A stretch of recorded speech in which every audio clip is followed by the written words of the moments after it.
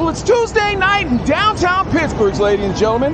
A city of champions, a city of legends. Much like Mario Lemieux right here, one of our greatest legends with Sid Crosby right in front of the PPG Sports Arena. But that's not what you're here for today. You're here for another legend. That's the legend of Rascal, the man that pretty much gave us our radio careers. And he's here on the Chino Brothers, Season 1, Episode 24. So I know y'all wondering about Rascal, but he's about to show you why we call him Magic, why we call him the Fonz, and why MC Khan really does suck. On this season of the Chino Brothers.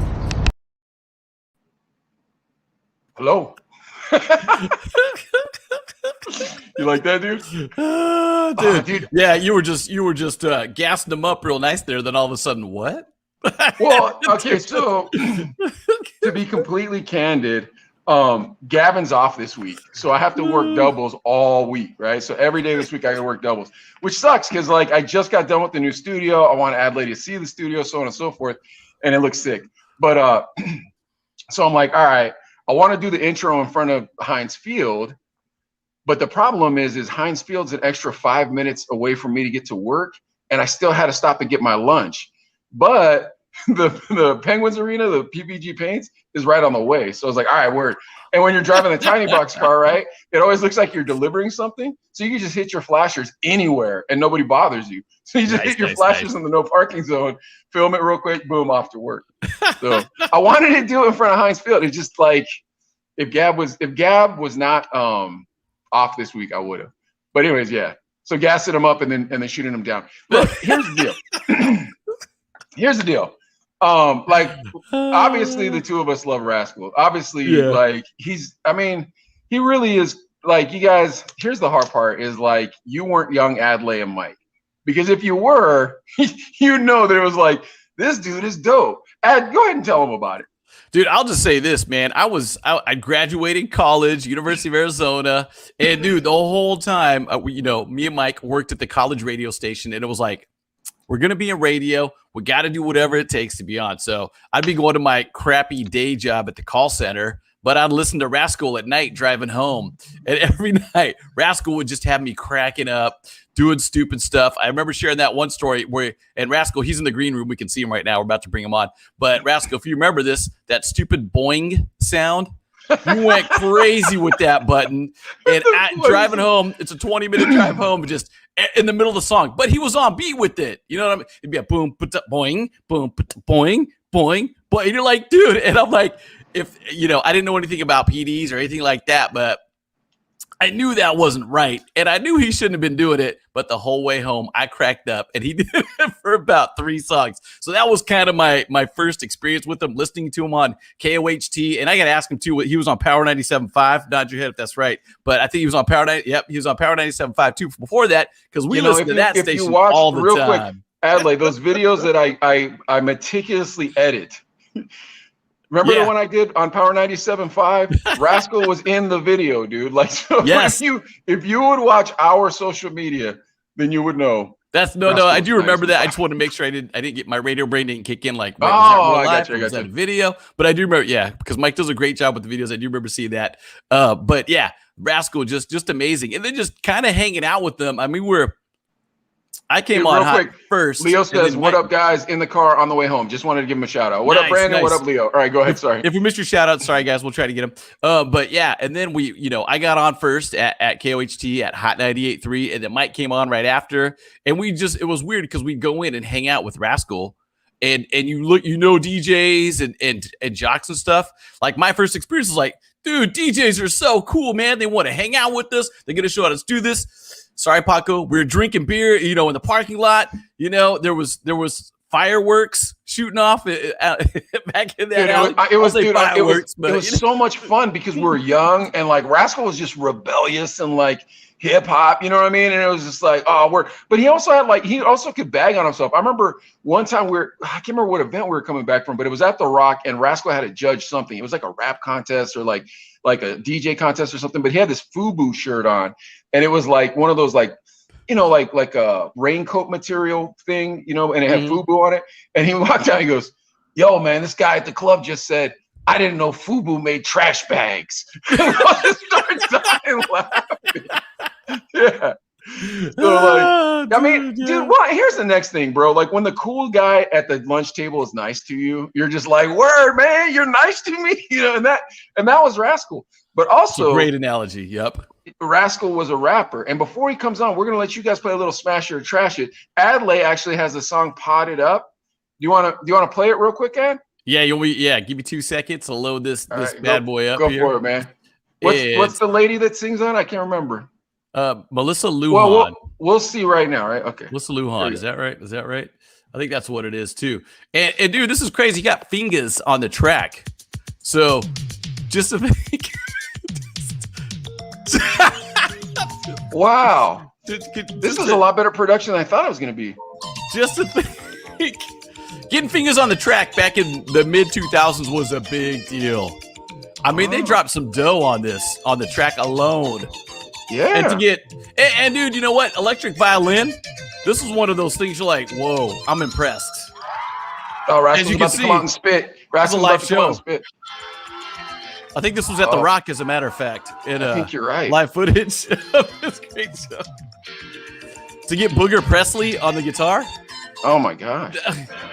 Amazing. Well, how long is it before this guy spits? It's the build-up. Oh, so you got wow. the Look at Asian guy playing an Indian. I think that was that's Rascal. Rascal's mixed race. You know, you got to combine the two. I guess. I mean, I get it. I understand the deeper meaning behind it. Hands, everybody. Oh, there he goes. That's that flow I've been waiting for. We lambda, and Omega move. And we come here on stage tonight. I think Rascal just hung up. Well, here's the thing. Sound, Maybe I have been too harsh on Rascal, man. This whole time I thought, he couldn't spit, but clearly. Dude, yeah, man. I'm mesmerized by Rascal. He looks a little darker than I remember, but Yeah. Well, that jacket's very slimming. That's true. That's true.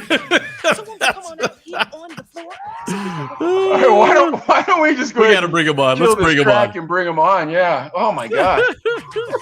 Woo, ladies and gentlemen, the Latin Rascal. That makes some noise. Hey, we'll have a sound effects machine eventually. Lambda and Omega move. Everybody who's just scrolling through Facebook to see the video, they're probably like, why are they watching Revenge of the Nerds on the Chino Brothers tonight? Like, the F is going on. The most random Revenge of the Nerds thing ever. You know what? First of all, and I know this is a family-friendly show, thank you for pulling the rug out from under me, dude. That intro was hilarious, dude.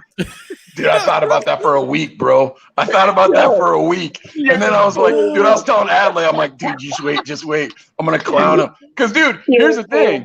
Like, a lot of people watch the clips, right? But they don't watch the full show. So here's what happened, you guys. Like we've been trying to kind of goad Rascal into coming in because he's a big star. He's got a big show in Phoenix. Oh my God! Stop! Come on, bro. Don't be silly. Don't be silly. So we're trying to goad him. Oh man, we'll send him a Facebook message or we'll tag him in this and blah blah blah blah blah. But I didn't realize he actually listened to the whole show. So he never put the parts on where we talk crap on your music. We just put the nice parts on, right? So then Rascal sends me a message and he's like, yo, man, I just sent Adley a track so you can talk to your ass. Yeah. So I was like, oh, man, I got caught. So I'm like, all right, well, if I got caught, I might as well run with this. So right then I got the pin out. I'm like, I got to start making some jokes right now. Boom, boom, boom. Bro, that was hilarious. I was like, this guy right here. And then all of a sudden it's like gas, gas, gas, gas, gas. Yeah, dude.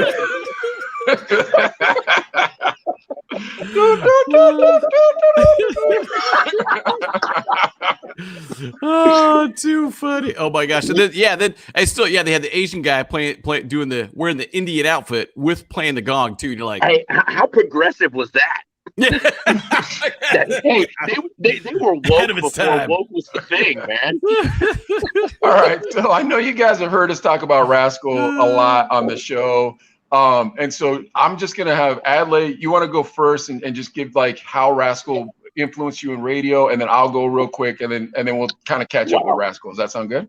Yeah, dude, it just goes back to what the original story. And Rascal, I don't know how long you were in Tucson when Power 97.5 was there, but I remember we talked about this before with Paco, with other people. Just like there was no hip hop radio at that time. There was KOHT, La Caliente. You know, you had your Tejano mix and maybe a Key Sweat here and there. You know, maybe a Return of the Mac or something. But you're just kind of like, well, all right. I mean, I want my hip hop. I need my hip hop. Power 97.5 came through, and I've told this story before. I had the little, you turn the dial radio station, and I must have moved it a little bit, hit a speed bump, it bumped over, rolled over by itself to 97.5, and I was like, man, High 98.3 is on. Oh, they're playing jam after jam after jam. I was like, oh, and then all of a sudden, no Selena, this is amazing. Yeah. What? I mean, I ain't talking bad about my Tex-Mex or anything, but it's kind of like, this is a hip hop station. This is great. And then you realize, oh, this is Power 97.5, a whole different station. And we know from back in the day, the 90s, you got to know your jocks. You got to know the morning show. I mean, they were like your second family because you woke up with them, you took your breaks with them, you were in traffic with them, and you're hanging out at night with them. So that's why we kind of do the whole crew from the morning house party all the way down to Rascal doing nights. And that's what I bring up, that whole thing about, you playing that boing song, the boing sound over and over. And Mike talks about the rebellion side of Rascal, and you're thinking like, there's no way he's not going to get in trouble, because I had a crappy regular day job, my waiting for trying to get on the radio and stuff too, where you had rules. But here's this guy, 7:38 at night, boing, boing, boing, boing. And it's just the whole way home. I drove to, Mike and I lived in that crappy apartment downtown, but it took me away from reality, thinking, you know what? This mother effer, dude, he's fighting the system. He don't care. And that's what I want. And it was perfect, too. And then he's playing all hip hop and R&B. So it's great, man. So with that, when we finally got a chance to meet him, and he actually said, come on in the studio. And then they're like, yeah, we got beer, whatever. But it was cool to be like, yeah, come on in. All right. And we just chill. It's a good thing there's a statute of limitations somewhere. Yeah, that's 25 years ago now, too. We were of age. We weren't like 16 or something. You know what I mean? It wasn't like we were children. I'm talking FCC regular. Oh yeah, that's true. I didn't think about that. We kept it in the parking lot. So yeah, but yeah. Nice. But that was one of those things, and it was just you're meeting a dude that and at that time, dude, radio Power 97.5 was going out to 50,000 ear holes every night. So a lot of people knew who Rascal was, and now they eventually knew the Chino brothers, knew me, Adley, knew Sketch, but getting that taste of hanging out with Rascal on the air, and you just think about the level of shenanigans that would happen in an 8x10 room with nobody in there except Rascal, some CDs, and the phone line, and it was just. And then Dwayne would come through, and it was just magic. It was so much fun. Yeah, it was a great time, and it was fun. And and Rascal, I don't know if you see this or not, but radio's a little bit different now. Yeah. All right, hold on, Ed. So when you started working at Hot, how soon before you met Rascal? It was, well, I'm going to say that Rascal even trained me. It was right off too. Like we met before you started working there. I don't know if you remember that too. I don't remember. Tell me about that. We met before, like, cause you guys were promoters. Yeah. Like you did the promoting thing, and we met before that. So was that at the Rock or something like that? Yeah, and then when you came in, dude, that was just cool, because it was someone who lived, breathed, and just understood the music, the lifestyle, like the whole, like what we were about. You know what I mean? Like because it wasn't a job to us. To anyone, right. None of y'all. It wasn't a job. And that's the funny part about this. People think it's like all three of us, dude. People think we were characters and this and that. No. We were us. They just stuck a microphone in our fat face. Dummy. The greatest compliment that I've received in like 30 years in radio, the greatest compliment I received was someone says, it's twofold. Like they were like, dude, you sound just like you do on the radio. I'm like, Because this is me. Yeah. This is as one dimensional as it gets. You know what I'm saying? But then the other one is like when we're on the air, it's like, dude, I feel like I'm just sitting in my living room talking to like my family member, but that's what it's about, you know. That's cool, man. But literally, that is the greatest compliment ever in radio. Yeah, All that's right, dope. so Adelaide, what happened was, so then Adelaide's working at the radio station, and I just gotten fired from a radio station, and so I just gotten fired from the point for saying the S word. Yeah, I said the S word on the air, and I went by Sketch the Monkey Boy over there. So yes. Yeah, oh my God, dude, I remember the monkey. Yeah, dude. Don't worry, you come into the story. So I was going by Sketch the Monkey Boy, and then I got the weekend stringer gig. Oh my gosh, Malix is here. Look, Malix is in the comments. Yeah, dude. We got to post that. Yeah. What up, Malix. Mal? Nice. So anyway, so I got a local stringer job with MTV, and my idea was to go back to the point because they asked you to interview a local disc jockey. And so my idea was I was going to go back to the point and interview Kathy Rivers to rub it in her face and be like, yeah, look, see, now I got a better gig. And Adelaide, you were like, don't do that. Don't. You're going to waste this opportunity. And I was like, well, then who am I supposed to interview? And you're like, interview Rascal. And I was like, dude, but I already interviewed with Paco. He said he's not going to hire me there. And you're like, dude, just do it. Trust me. And that was it. And so I interviewed Rascal. And that was the Honey Bun story, Rascal. I don't know if you heard the Honey Bun story. Dude, do you remember those Honey Buns, dude? Paco got boxes and boxes of those joints, man. They were stacked. Why? How come? Why did he get them? Had a bad habit. Okay, I don't know. Maybe playing a record. I don't know. Okay, I got you. I like that we get to talk like this. We'll make Adelaide real nervous. We'll make Adelaide real nervous talking like this. I love talking like this. Hey, honestly, I'm playing with you, but I think he got well because they owned that shop. Yoli's. They owned Yoli's, but then he was so connected in that town. Like Paco was so connected in Tucson. Like his family was Tucson. But I feel like there was a sponsorship though, and that's what it was. Like it was, or something. There was some sort of sponsorship. It wasn't Little Debbie's, but it was the distributor there in town. So, but that's what it was.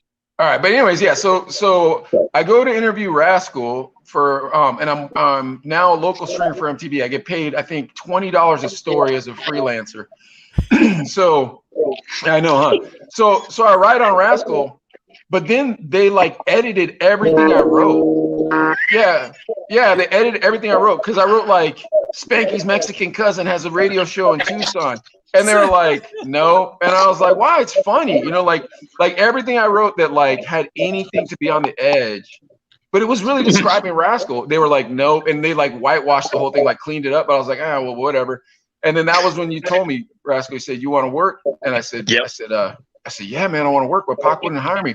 Dude, Paco got so mad that I told that story. I'm like, bro, I know, right? He got a little salty. I'm like, bro, it was 20 years ago. Come on. Well, not even that. Look, honestly, and in the end, I say that about my kids too, man. F them kids. You know what I mean? That's what I was trying to explain to him. Like, he wasn't saying F word you. He was saying like F it. You know what I mean? Like, yeah, but like he didn't get the joke. But I was, well, thanks for that.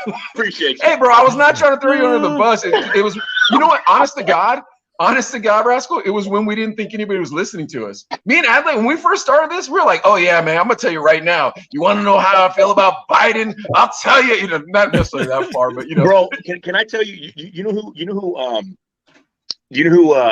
When you had Paco on, you know who reached out to me and was like, bro, sent me the link and was like, yo, check this out, man. It's freaking great to see Paco. He's like, and those guys are doing those guys are doing good. You're gonna say R-Dub, aren't you? Frederico. No, Fred. Frederico. Oh, Yes. And I said that guess is a long shot. I literally just talked to him like a couple of days ago, dude, and I'm gonna see him. We're gonna go have lunch tomorrow. Well, see if we can sneak him on the podcast. He's the dude, man. I'm telling you, dude. I'm gonna tell you right now. What's up, man? Hey, I'm gonna tell you right now, dude. He's a. When we started in radio, like the two guys that we were after, like Steve Smith, like the programmers. Yep. Steve Smith and Jerry Clifton. And Yeah.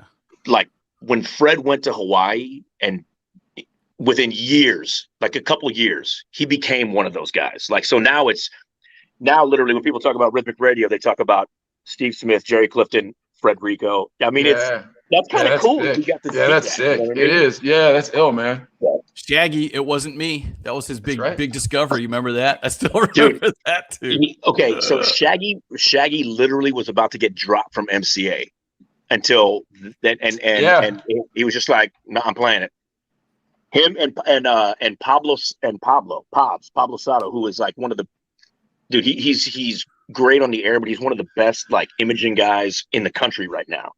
Oh wow! And it's crazy because we're all kind of connected. You know what I mean?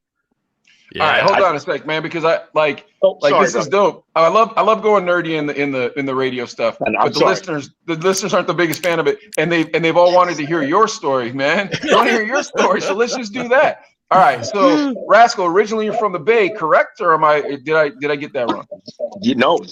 All right, I'm from God's country, Oakland. Mexican father, Japanese mother, correct? Yes.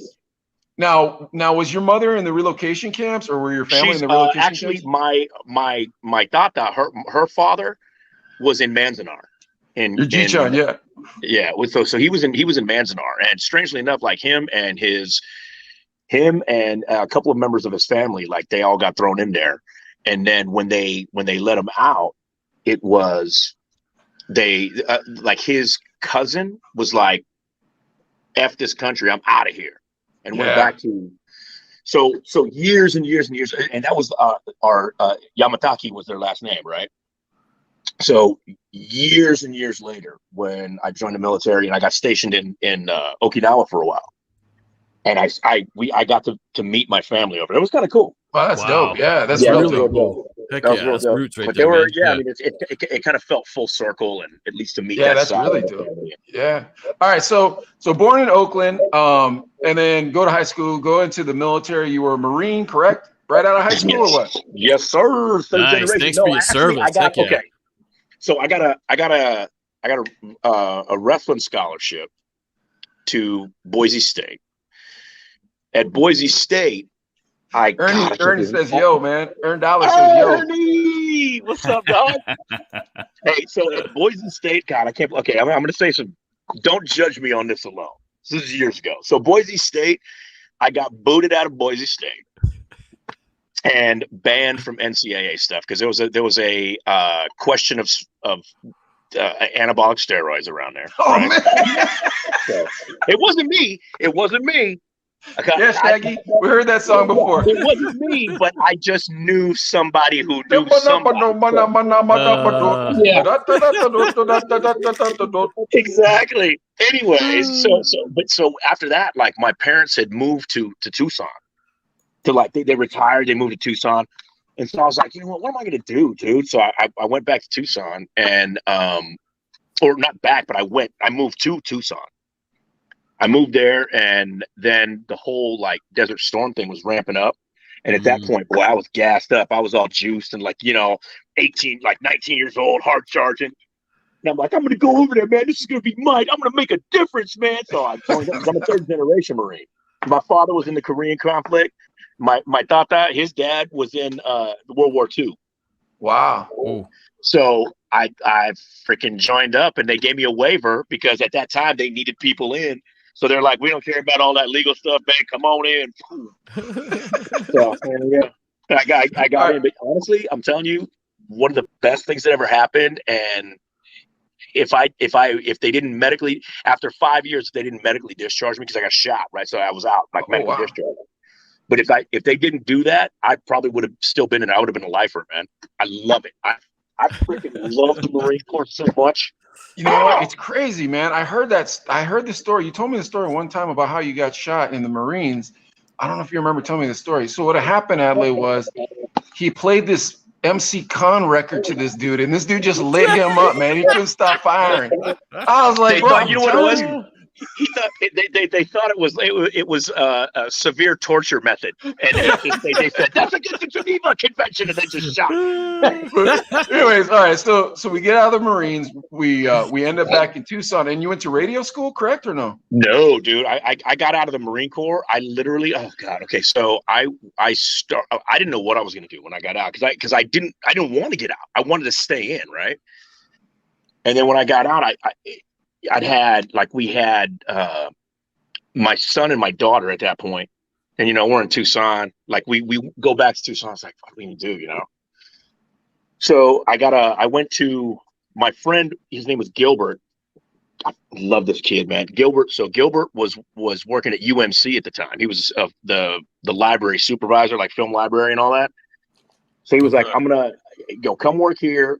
Go to school, get your tech license, whatever, and then so I worked in the radiology department at UMC. Now, while I was in the radiology department, me and Gil would be like in the morning, we would sit there, it'd be slow in the morning, and Joey Medina was on 98.3 at the time, at Hot 98.3. He was the morning guy. This was before he got into comedy. He was one of the Latin Kings comedies before he wanted to be a stand-up. So I would I remember Joey Medina. Yeah, he's a funny cat, and he'd come to the show. Like, dude, me and you did a contest with him one time. I'm sorry, Rascal, I interrupted, but we did that contest where we made people put M&Ms at the bottom of the menudo because he was hungover and he wanted menudo. So and we called it dinner and dessert. And whoever drank the menudo and the M&Ms first won tickets to his show. And he was coming through with Paul Rodriguez. It was really cool, dude, man. Yeah. Dude, they just 2 months ago they were here doing a show, him and Paul. Oh, really? Wow. Yeah, his son's a phenomenal skateboarder now, Paul Rodriguez. But go on. Oh, dude, yeah, P-Rod. Phenomenal. Dude, this kid is amazing, dude. Yeah. So, but anyways, go on. So, yeah, dude. No, you're crank calling. You're crank calling. I crank called Joey. Like we started just messing around with him, and then at that point too, like he was like. He'd laugh and he would play him on the air, and I was like, dude, oh my god, I want to get on the air. That's what I want to do. I want to get. Yeah. So at one day, Joey goes at the end. He goes at the end of a call. He said, "Hey, who are you? Like, what's your name?" And he's like, "Well, why don't you come meet me?" So I went down. I went to meet him at like taqueria somewhere on 12th, and he goes, "Look, dude. No one knows this. I'm moving to LA to become a comic." I was like, okay. He goes, "I want you to take my place on the morning show." And like you have a guy.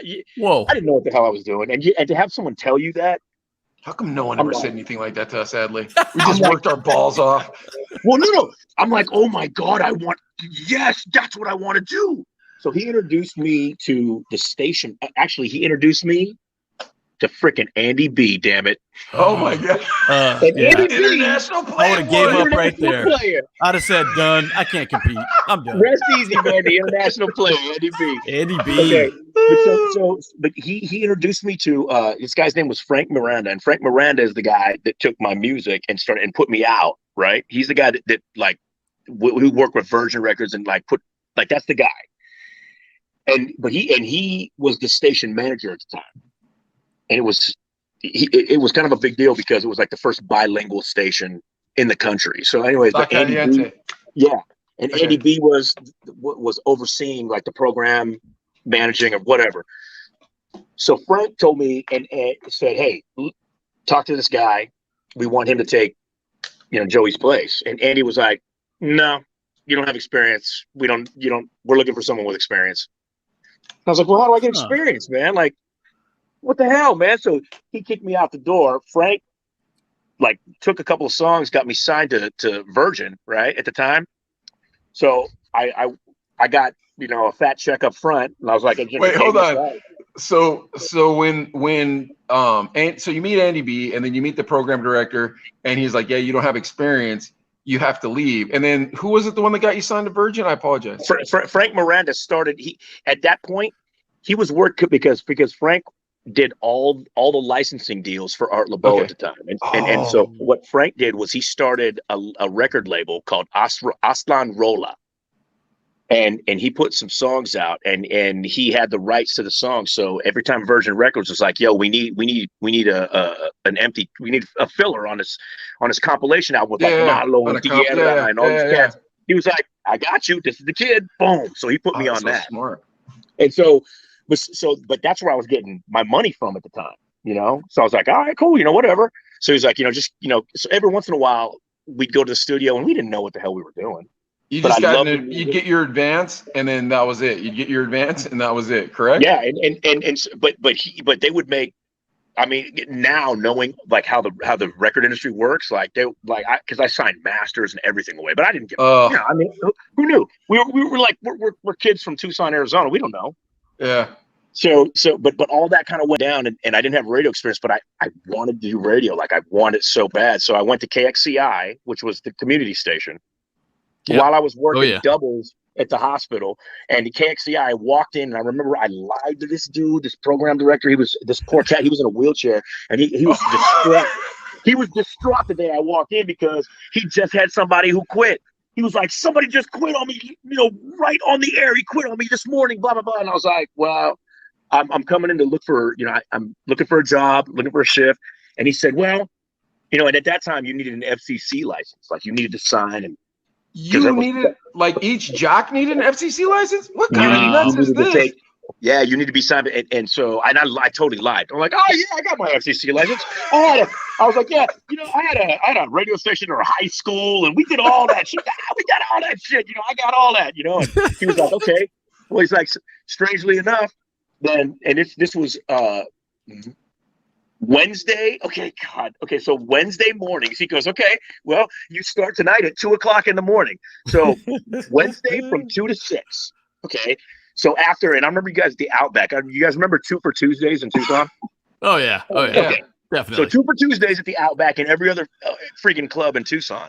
So I remember I had a show and I called it Fat Tracks because I had volumes of like underground hip hop and like records, like straight up vinyl. Wow. So I told the guy, yeah, I knew what I was doing. I had no idea what buttons were and whatever, but I made sure to ask somebody. I'm like, yo, turntables, I plug them in, like what's the pot, what's the slide for the turntables? That one right there. I'm like, okay, that's all I need. So I brought in, crates of records, and I was playing, like, I'm talking like underground, like 3-2 from Houston, and you know what I'm saying? Like I was playing, like deep, like, but I was playing deep cuts. So I started doing that, and every night, like Tuesday at probably like midnight, I remember I would go to Kinko's and I would make flyers. And so every Tuesday at midnight, I'd flyer a different parking lot, like a different club every night. So when they'd come out, they'd be like, oh, Fat Tracks, underground hip hop, raw hip hop, blah, blah, blah. Okay, well, we're drunk, whatever, dude. So 2:00 in the morning, I went from 2 to 6. And then at 6, I left, and I had to be at 7 o'clock. I had to be at UMC to do, 10-hour shift. Did you have a Kinko's hookup or no? No, dude, I paid for it, bro. Bro, me and Adley had a Kinko's hookup when we were doing our flyer. And now you tell me. Probably use the same Kinko's, to be totally honest with you. Right there on Speedway. Yeah. Oh, nice. Dude, that was the one I used to go to. Sorry, man. We would have known you. We could have hooked it up. But exactly. That's how we printed Too Strong and Poppin', is we had a hookup. Anyways, all right. So Too Strong and Poppin'. Yes. Oh, my God, dude. That is, yes. All right, come on. So now you're at the hippie station. So I did that like for months, and so like I was working doubles at the hospital, and I would do that in the morning. I was DJing weddings on the weekends. Like God, and you're married, bro? Married with children, bro. Oh my gosh. Wow. So it was like I literally for like a year I had like zero sleep. You know what I mean? And strangely, but. Anyways, but so at one point I got this phone call and they're like, yo, man, we're thinking, so backtrack. So during within that year, like a few months I was on the radio, people started calling up to KXCI because they started listening because of the flyers, right? Yeah. So people start calling and they were just hella drunk. So I would put them on live on the air, right? And they were cursing and doing all kinds of stuff. And I didn't know, I'm like, whatever, dude. Like it's a community station. I don't know what's going on. But, I don't really have my FCC license. yeah, right. Exactly. So they were doing that, and it kind of started doing that, and then when they started 97.5 La Nueva Onda, right? Yeah. Wow. So Okay. when they started that, the Frank, the guy who got the music done, like The Knights of the Round Table guy. yes, dude, yes. Knights of the Brown Table. Oh, sorry, homeboy. I messed it up. Yeah. Ah, man. No, but that was the guy. That was the guy. He was like, you know what? I want to introduce you to Rick Verdugo, and that was the guy. He was like, Rick Verdugo is one of my proteges. I got him set up over at Power. Blah blah blah. They need someone to do, to do weekends. They want to take because he's heard you on the air, so they listened on KXCI, and so what I did was I remember him telling me you got to get an air check, and I didn't know how to do an air check, right? Dude, that's everybody's story. Like we're all like, what's this magic air check? But that's what they did. But it's like this and 3 to the friggin' wolves, Yeah. So I didn't know how to do an air check. So what I did was I lived at the time, my wife at the time and my kids and I, we lived in right on 22nd and Park. Okay, like right in that area. Okay. So that was pretty to close to school. KXCI, right? Yeah. So I went and I bought a 120-minute Maxell cassette tape. Oh yeah. So I go and I buy that, and I went on the air at 2. Yeah, I went on the air at 2:00. So I was like, okay, this is the break that I'm doing, and I'm writing them down. I'm writing my breaks down throughout the week. I'm like, okay, these are my intros. These are the songs I'm playing because I was getting the music set up for. Man, you were going deep for this. Good for you, bro. So at like 1:40, I hit record, and then I leave my house and drive over to the studio real quick, and I start. Oh doing the my show. God. So I know I'm gonna have at least 45 minutes of tape, right? So I can do at least 2 breaks. So 45 minutes of tape. So I was like, mash on the gas, and I'm like, right. I get to KCI. They didn't have an air check recorder at that hippie radio station. Honestly, I guarantee you they did, but I was so much of a hard head, and I lied to this dude like I knew what I was doing. I was like, bro, if I tell him he's gonna send me to jail, like I didn't know what the hell. So Wait, Rascal, real quick too. You couldn't ask the wifey, hey, hit record at 2 when I go on the air. I probably could do that. Thanks. She's probably like, enough with your foolish dreams of being a disc jockey. Dude, okay. You idiot. I had enough. Seriously, sketch. Sorry, Mike. That part right there. Yeah, that makes sense. Listen, I got to give it up. Rose, listen, she's a saint because she put up with a lot of BS. You know what I mean? So she put up with a lot, but she was actually, because she was going to school at the time. So I was like, and we would switch off with the kids, like taking care of, like we didn't see each other literally for like. Wait, hold on, real quick, Rascal. It's almost weird when everybody else calls me Mike besides Adley. I feel like Adley's the only one that's supposed to call me Mike. I know. Feel that way, Adley? Honestly, I feel you. So, but I know you was sketch, and you were doesn't grown it ass seem man weird with when kids everybody now, else so. doesn't? Doesn't it seem weird when everybody else calls me Mike besides you, though? You dig where I'm going at? Like, if you call me Mike, it sounds normal. But like when Paco did it, it was like, that doesn't sound All right, right. you know what? It's different. It's How different. about this? I'm gonna call you Miguel. What? No, man. Either Mike or sketch. You do whatever you want with that Mike or sketch stuff. Don't do the Miguel. How about this? How about Mike? Because it sounds like neither. We're good. How about we're good with Monkey Sketch or Boy? Mike. Don't worry about it. Let's go. Oh, Monkey we never Boy. got back Remember to the that? Monkey Boy. Yeah. So hold on. Let me wrap up let me wrap up my Rascal origin story real quick, and then. Oh shit. Okay. And Sorry. then, Rascal, I want to get to your origin story, but we have to leave him in a cliffhanger of sorts for 1 second. So what happens is that Rascal says Epipaco, I get the job, and then Rascal's like, hey man, that Monkey Boy stuff, you gotta let that go. And I was like, really? He's like, yeah, man. 2 pieces of advice Rascal gave me I've kept to this day. First, that Monkey Boy stuff, you gotta let that go. I'm like, really? He's like, yeah, just go by sketch. I'm like, all right. And then I'm like, yo, man, I'm spending a lot of money on Rogan. I'm going bald. He's like, just wear a ball cap. And Rascal, I always have ever since. You're like, just wear a ball cap. I'm like, that was the best advice anybody gave me. I'm gonna tell you right now. Here's and I appreciate that you took that into consideration. But this is why it's not that I'm going bald, but I wear a ball cap because you ready for this? Yeah. Why, dude? Why don't you just do the Just for Men or whatever? No, it's freaking white, dude. Dude, do the Just for Men. Make it brown. Yeah. Nobody's gonna know. My You wife- look weird Honestly- without a hat. Honestly, I'm gonna tell you right now, it's actually like silver, bro. Like I'm good with it. I'll go. Yeah. I'll go. So we Yo, got to for pause a right while- now when Rascal gets his air check. We're pausing right now. And the reason is, Rascal, we're supposed to start the episode with a very important segment, and we always forget to do it until people are into their origin story. We Okay, got to snap. get some love advice out to these listeners, man. These viewers. You know, when I was a young man, Adelaide was the pimp. He knew all the ladies, you know, all how to talk to a lady. But Rascal, you're probably a bigger pimp than him. So what we need to do is watch these videos. And you and Adley are going to give these guys love advice. Adley, can we start one of these nice videos Oh for boy, Rascal you to guys help ready? you with? Yeah, let's do this. Here we go, Here we guys. go. God, Adelaide, dude. Sorry, man. We're supposed to do it at the beginning of the show. Hey, we just get these emailed to us. They send us these questions. So Wait, is this for real? This Yeah, I dude? don't ready? know. What is this all about? let's find out right now. Okay, ready? Here we go. Oh, Dear Chino brother, I need love advice. I love old women. I love women with no teeth and diapers.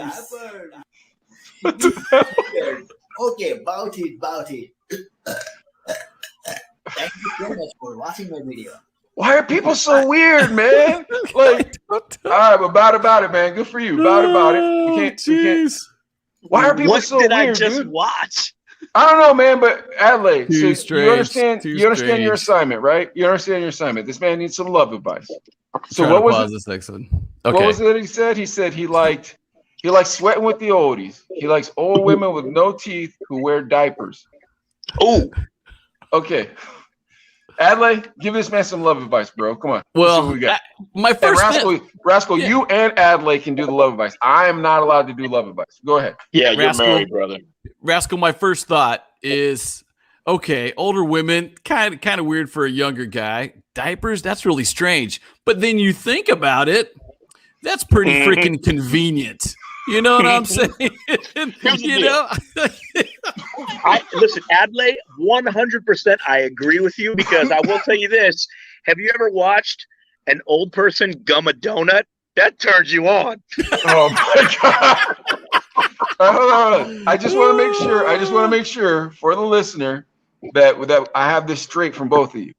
So from what I'm understanding, a senior citizen with no teeth, with a younger man like that young Indian fella is attractive. That's what we're going with, right? To him.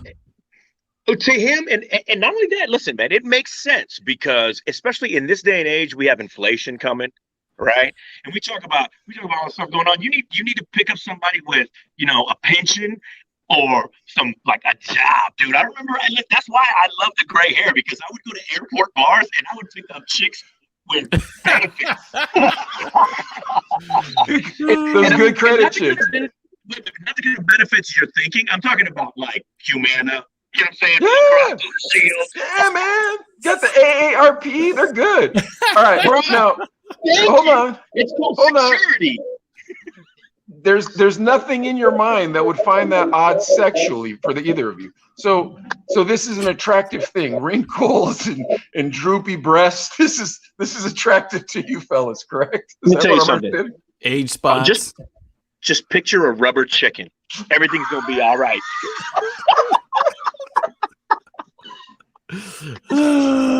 Wow. That is too I mean, funny. Did you have Adelaide now? You have to give the man advice as to how to Yeah, get you those go. girls. Go ahead. How's he going to get those girls? Well, the best thing to do is you want to hang out at a place like a Walmart in the early hours. You know what I mean? And really, the best place to be in the Walmart in the early hours is right by the little, what are those things? They're called rascals. The little cart with the basket that they're going to need. So you just kind of, oh, baby, let me pull it up for you. Really, the smoothest move. Let me pull it up for you. He's a rascal ballet, dude. You gotta get on the rascal, drive out to Meter, hang out by the handicap parking spots. You pull up right there, baby. I got you. I got you. Or Oh, shit. obviously, you could hang out in the diaper aisle. I mean, that's another. This sounds like sound love advice. This sounds like people should take this love. Damn, Adley. You know what? You are a player, bro. I'm telling you, dude. Dr. Ruth doesn't have S on Adley. Nothing. Bro. Too funny. Yeah. All right, You are the pimpadelic, man. That's nice. Rascal, we got another one though, unfortunately. So, do you have anything else to give to this nice gentleman, or should we look at the next one? Okay, I just read the spandex pants too. Adelaide, that was an exclamation point. You are very pimpish, and I appreciate your skills. You know what they say? You what? Pimping ain't easy. Somebody got to do it. But Adelaide got to do it. That's it. Hey, next time I'm in Phoenix, be my wingman. Oh, bro, come on, man. Are you kidding me? We'll pick up 98, 90, 105-year-old chicks. Let's go. Chicken wing, man. Because their skin's going to feel like chicken wings, dude. What's wrong with you guys? Right, come on. That's weird. Let's get to the next one. Come on. Let's jump in. Ready? Yeah. There we go. We got another What's one. this dude? No. Oh, hell no. I think, did you used to work with him back at UMC? My G. Look at this guy. Look, he wants. Chino brothers, I am not a medical doctor, but I do like to wear this outfit to meet chicks. I wear this to the bar as after hour and tell the ladies I have a special lotion for them that will make them look younger. But I'm lying. I give them Paco's Love Cream. Oh my goodness. If you know what I mean. I'm not a doctor, but I did steal this outfit from one. Is that Wow. or am I going about getting love the right way? Help me! Bout it! About it, friend. About it. Thank you. I think he just confessed to a felony, right? I don't know. You know, he's asking if this is the right way to meet a girl by lying. Hey, at least Yes. he's admitting that he's lying. So you gotta respect that. Because come on, you're telling me you looking at your Tinder, you swiping on your Tinder. Those pictures are 10, 12, 15 years old. Nah, because I'm single right now. I don't know if you are not or not, Rascal, but Oh, yeah. I go through the dating apps Perpetually, bro. and we meet. And you know what? My next stop before I go meet for a first date is Party City, and I'm gonna pick up that exact same outfit and I just got off of work. You know, whatever. And come on, let's be honest too, ladies. Your attitude changes when a dude rolls up in a doctor's outfit, right? Am I right? Whether you know or not. You know what I'm saying? I mean, let's take it to I'm With gonna the get you, sucker. stethoscope and everything. Remember the scene? Oh yeah, that's not real. Guess what? My butt's not real. My hair's not real. My leg's not real. So you know what? You know what I'm saying? Hey. Somebody. And that's Good what for I'm him. talking about too. Especially, look at first off, I think this gentleman is just looking for citizenship. That's number one. Hey, So- can't fault him for that. You can't You know fault him what? for Hey, that. And again, I can't knock the hustle. Like, That's right. do you, King? Do you? That's it. But and if they get exactly if women get mad that you're not a doctor, you just rented that. So Adley, you're gonna roll up to the club wearing that, the doctor uniform. He's gonna wear. Wait, hold on a sec. I think Rascal just came out with something when he was saying the man was looking for citizenship. Rascal, are you saying that we need immigration reform in this country? Is that what I'm gathering from that statement? Actually, listen. I say immigration reform be damned. Just marry foreigners. That's pretty good. You know what I'm saying? So is that going to be the slogan you run on when you run for president? My slogan is this: anchor babies ahoy.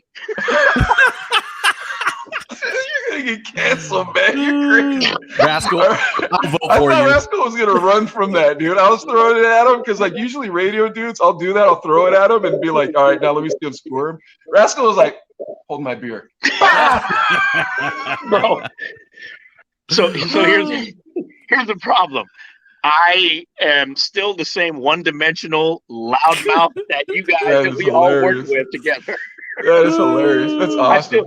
So I still have but now it is like now everyone's scared to do whatever. Yeah, And bro. I haven't. And I get Yeah. it. Like, everyone is sensitive now, but I am the complete opposite. And so we literally did the morning show called The Mexicans for that reason. I was there. Yeah, to be that, Yeah. but to get in your face, like that was our thing. Yeah. To merchandise, and to All right, like. let's get to the Mexicans. We got to rewind a bit though, because you're still at. Dude, first off, that poor bastard who is trying to be a doctor, and good luck, player. Good luck. Adley, finish off that lemon bite so we can get to. Yeah, come on. What's the radio station that he worked at that he's about to apply to? Power 97.5. Power 97.5. Yeah. Power 97. With Sorry. I got Frank lost. Miranda. With All right. Frank, right? Yeah. Wrap it up. What do we got for this poor African fella? Oh, okay. So honestly, I think keep doing what you're doing, because I'll tell you right now, girls will do similar stuff. Oh yeah, I got good credit. Oh yeah, no, I don't know. I only have one baby daddy. I could go on and what? Oh no.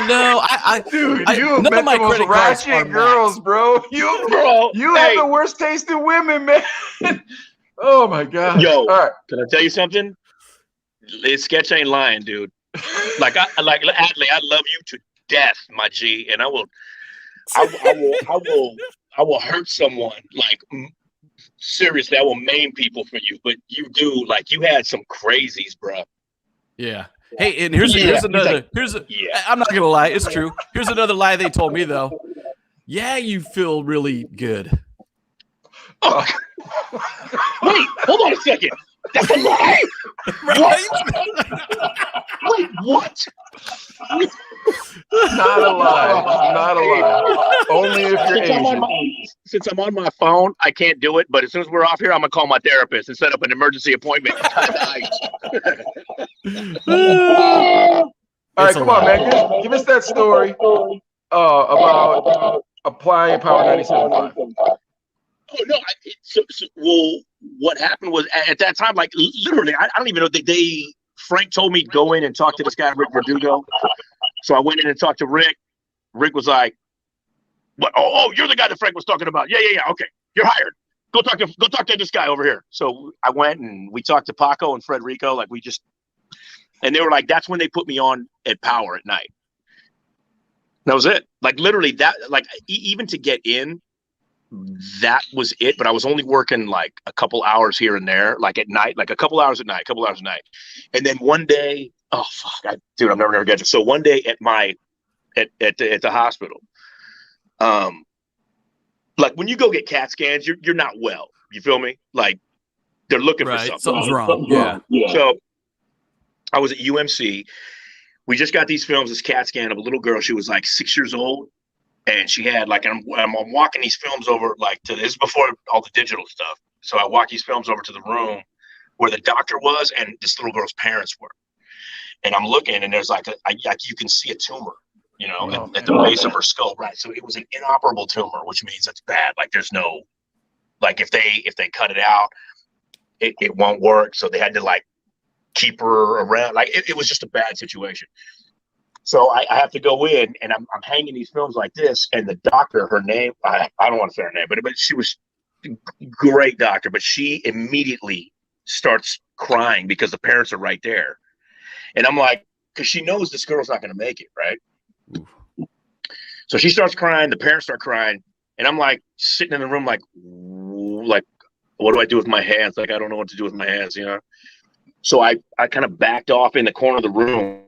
They're kind of, I walked right in my said, I'm going to quit today because I can't do this anymore. Like I can't.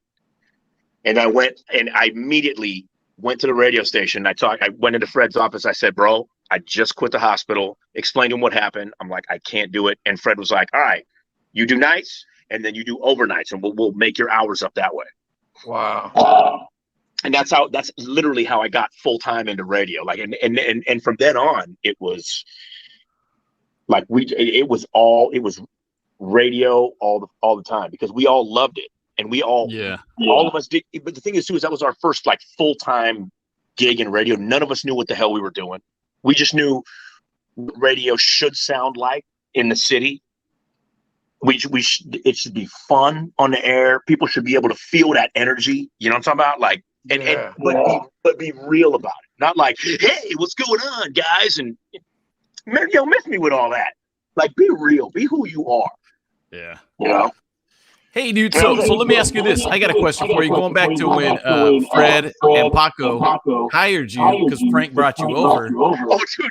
Had they ever heard you? Did they hear your air check, or did they just go for it? Okay, no, not at all. But again, it was on the strength of Frank.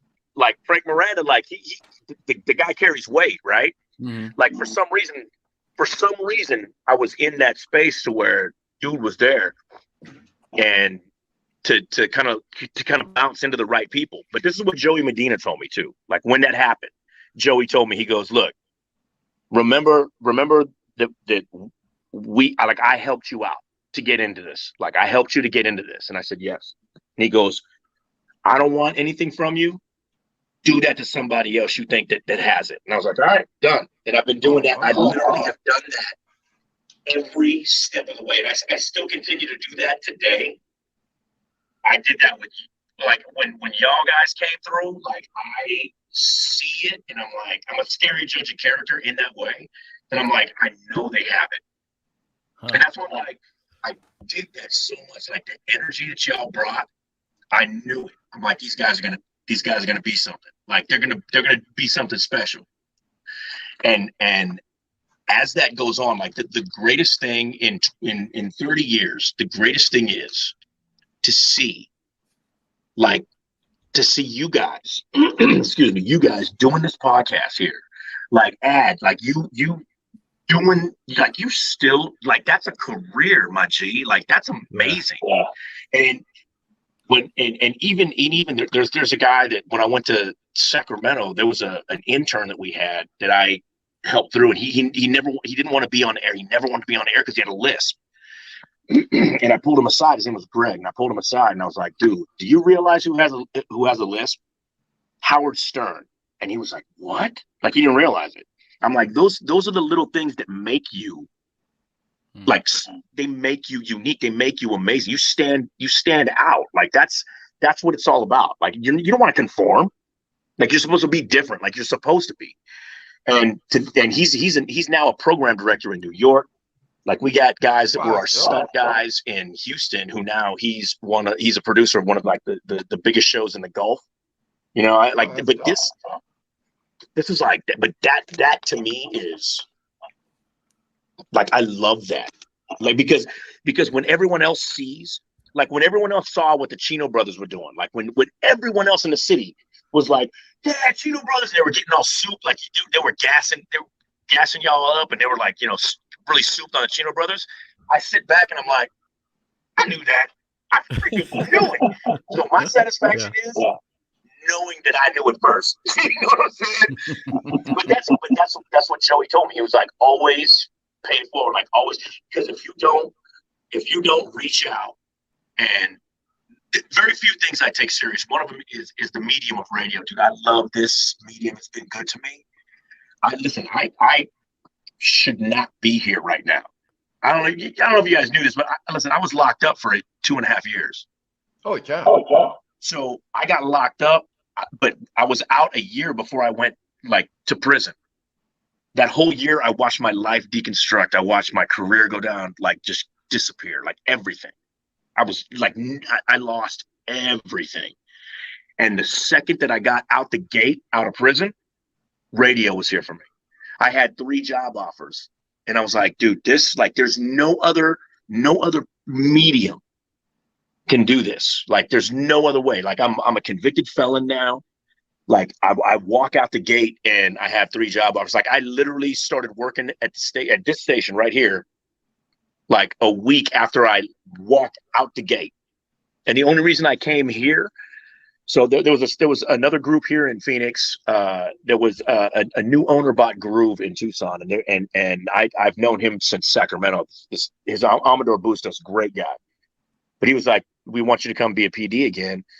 The only reason I didn't go anywhere else is because Fred, who was here at the station at the time, Fred told me, he goes, look, man, There's a lot of young kids here. It's their first job in radio. It's like Power 97.5. I could use your help. And I'm like, Oh, wow. that's it. That's all it took. So I came here because of Fred. And Fred retired from radio not too long ago. And I came here because of him, but I stay here because of the owner. This is a single owner station, you guys. Like one of the last in the country.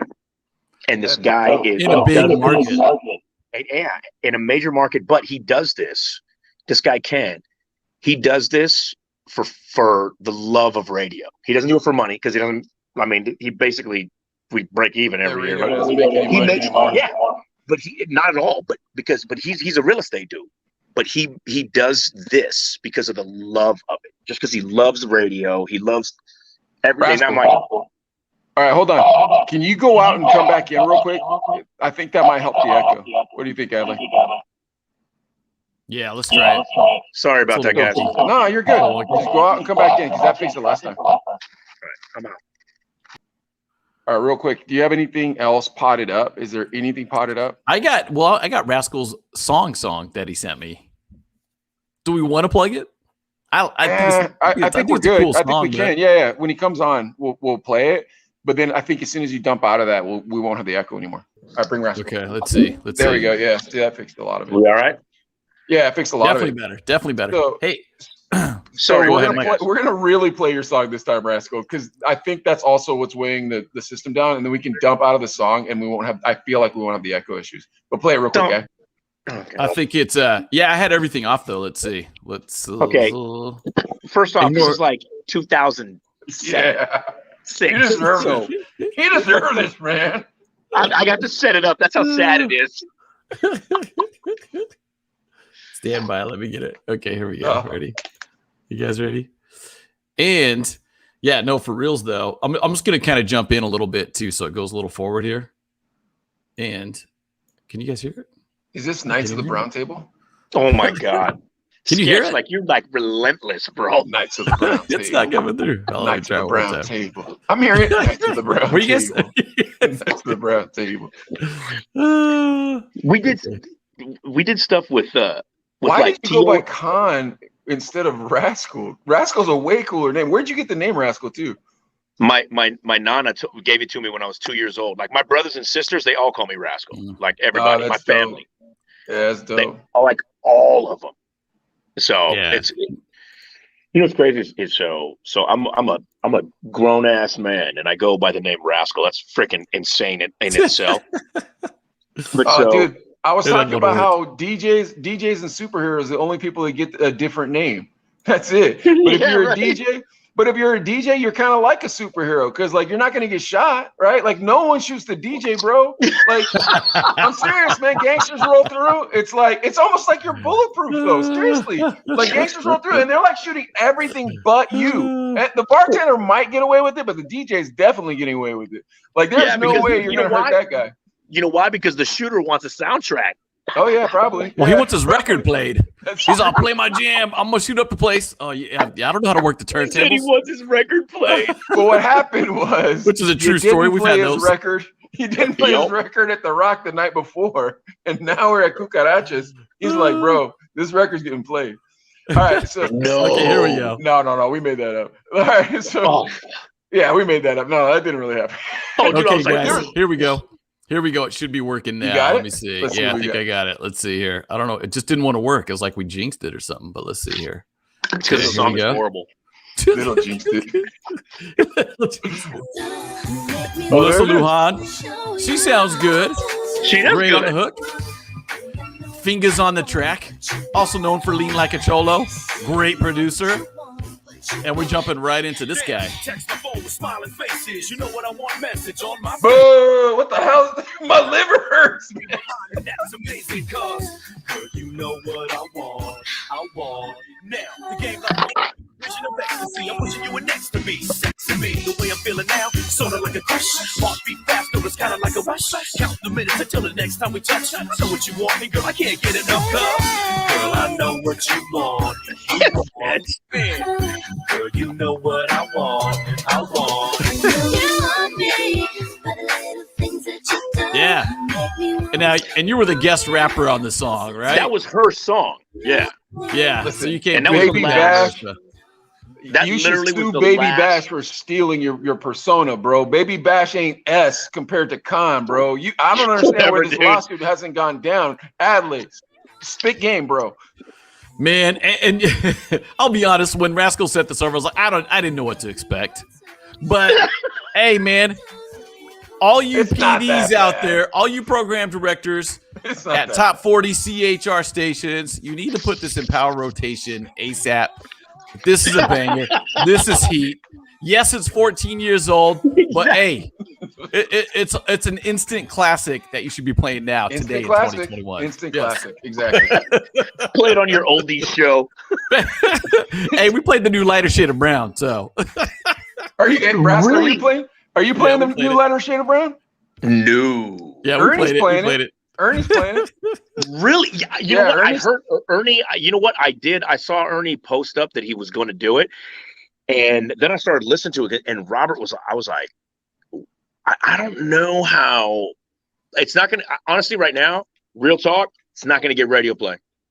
I dig it. I think like as a nostalgia piece, but it's not going to get radio play. Like Here's the real problem. They don't mumble enough. You Oh, can bro. understand the lyrics. bro, you know. exactly, right? Dude, I got Yeah. so I got a question Strangely for enough, you, you Rascal. want to know something? So when All right. Power 97.5 closed down, like when they sold us, I remember, and we all kind of went like, we all went to like different stations all over the place, right? I was doing like Paco couldn't pull me into 98.3 anywhere because Andy was there and like everyone was there. So I'd weekend overnights for like, it seemed like forever, but you know, during that time it was like we're young, you know, and I felt like, man, we did this with Power, man. I should be on it. Like, you know, it's one of those like ego things, right? Did you really feel that way? No, but I mean, I did, but I just only because I wanted to get into it. So, but here's I've the thing, never though. known you to have an ego, man. But go Well, ahead. not like that, but just like not ego, but it was jealous. I was jealous of like people that were still working in radio, you know. So, but I was weekend overnights there at Power. What's up, Or, bro? I mean, at Hot. Fred was weekend overnights at Cool 92.9, Yeah. and Rich Donovan was weekend overnights at like 107.5. It's a K hit, right? Is that it? That was That like sounds a- right. That sounds right. Sure. Yeah. Yeah, this 70s rock station. So I remember at one point we were all on and we were all just like sad because we wanted to be in radio so bad. Radio didn't want us. And we're like, what are we going to do, man? We don't know what we're going to do. So we would all call each other. We would like conference call each other and just cry to each other. Man, this sucks, bro. That would be dope. That would be so dope. Oh, jeez. So we did that. And then at that time, R-Dub was doing nights at KRQ, right? Like, because KRQ, as soon as Power, like as soon as Tom Hassey, that I will knock him in the knees if I ever see him. As soon I as don't know Tom who this person Hassey, is. as soon as Tom Hassey told us we were getting sold, like Paco and Chico, they got the deal over at Hot, which was totally like, I get it. And Randy got the deal at KRQ. So they jumped. And so it was like me, Fred, Rich, like we were all kind of like left, Melissa, like we were all like, what are we going to do? Like, well, let's just keep it work. Let's just keep it up until the very last day, whatever, you know? And D Cortez. That's what I was So trying to remember. D Cortez. I was trying. I've been trying to remember her for 3 episodes. Dude, I love that human being. She's so freaking cool. She's in Colorado now. She's a meteorologist on the air on TV. Oh wow. That's right. Yeah, still weather. She's doing a damn thing. Well, so She broke the fountain in my crib one time. oh my god, dude, that is hilarious, bro. And sounds just like her Yep. at that time. Yep. And you know, Yep. so and you know who else used to roll with us at that time? Oh my god, she's actually a meteorologist in Tucson right now. Blondie, like she used to be like they used to wreck shop when they would roll together. Anyways, so when that happened, so after a while, I was doing that for a while, and then Randy came out, and that was when the Wildcats when they made it to the Final Four, like when they were doing it. Yeah. So Randy came to me, Luke Walton. and I was doing weekend overnights at Hot. And I was kind of like, oh man, what am I gonna do? So I was doing that and kind of like hustling on the side. And I was going to school. I was going to school like during the day and trying to be like, God, I gotta feed my family and all this. Everything was like weight of the world. Randy goes, hey, you want to do the Wildcat song? Because we got to do a Wildcat song. Would you do it? And I was like, yeah, dude. So I did it to Men in Black, like the music from Men in Black. And it was like, dude, and that song like ran forever. And I remember Paco. So I did that song for KRQ, right? As I'm working at Hot 98.3, like an idiot. I didn't. So Paco calls me in and goes, hey, did you do a song for KRQ? Did you do the Wildcat song for KRQ? And I was like, well, I mean, Randy asked me to do a song. I'm like playing semantics. I'm like, well, Randy asked me to do a song for him. And he goes, but that's the Wildcat song that's playing on KRQ. Yes. And he goes, okay, you're fired. And I was like, I understand, dude. Like, I get it. And he goes, okay. And I was like, I love you, dude. He goes, I love you too, man. So we hugged and I walked out the door and I got fired. and so strangely enough, you played Lighter Shade of Brown. This is why it reminded me of this. Long story longer, circle back around. So I went to Frank and he was like, dude, he's like, you're done. He's like, don't do anything for the summer. He's like, give me a couple months.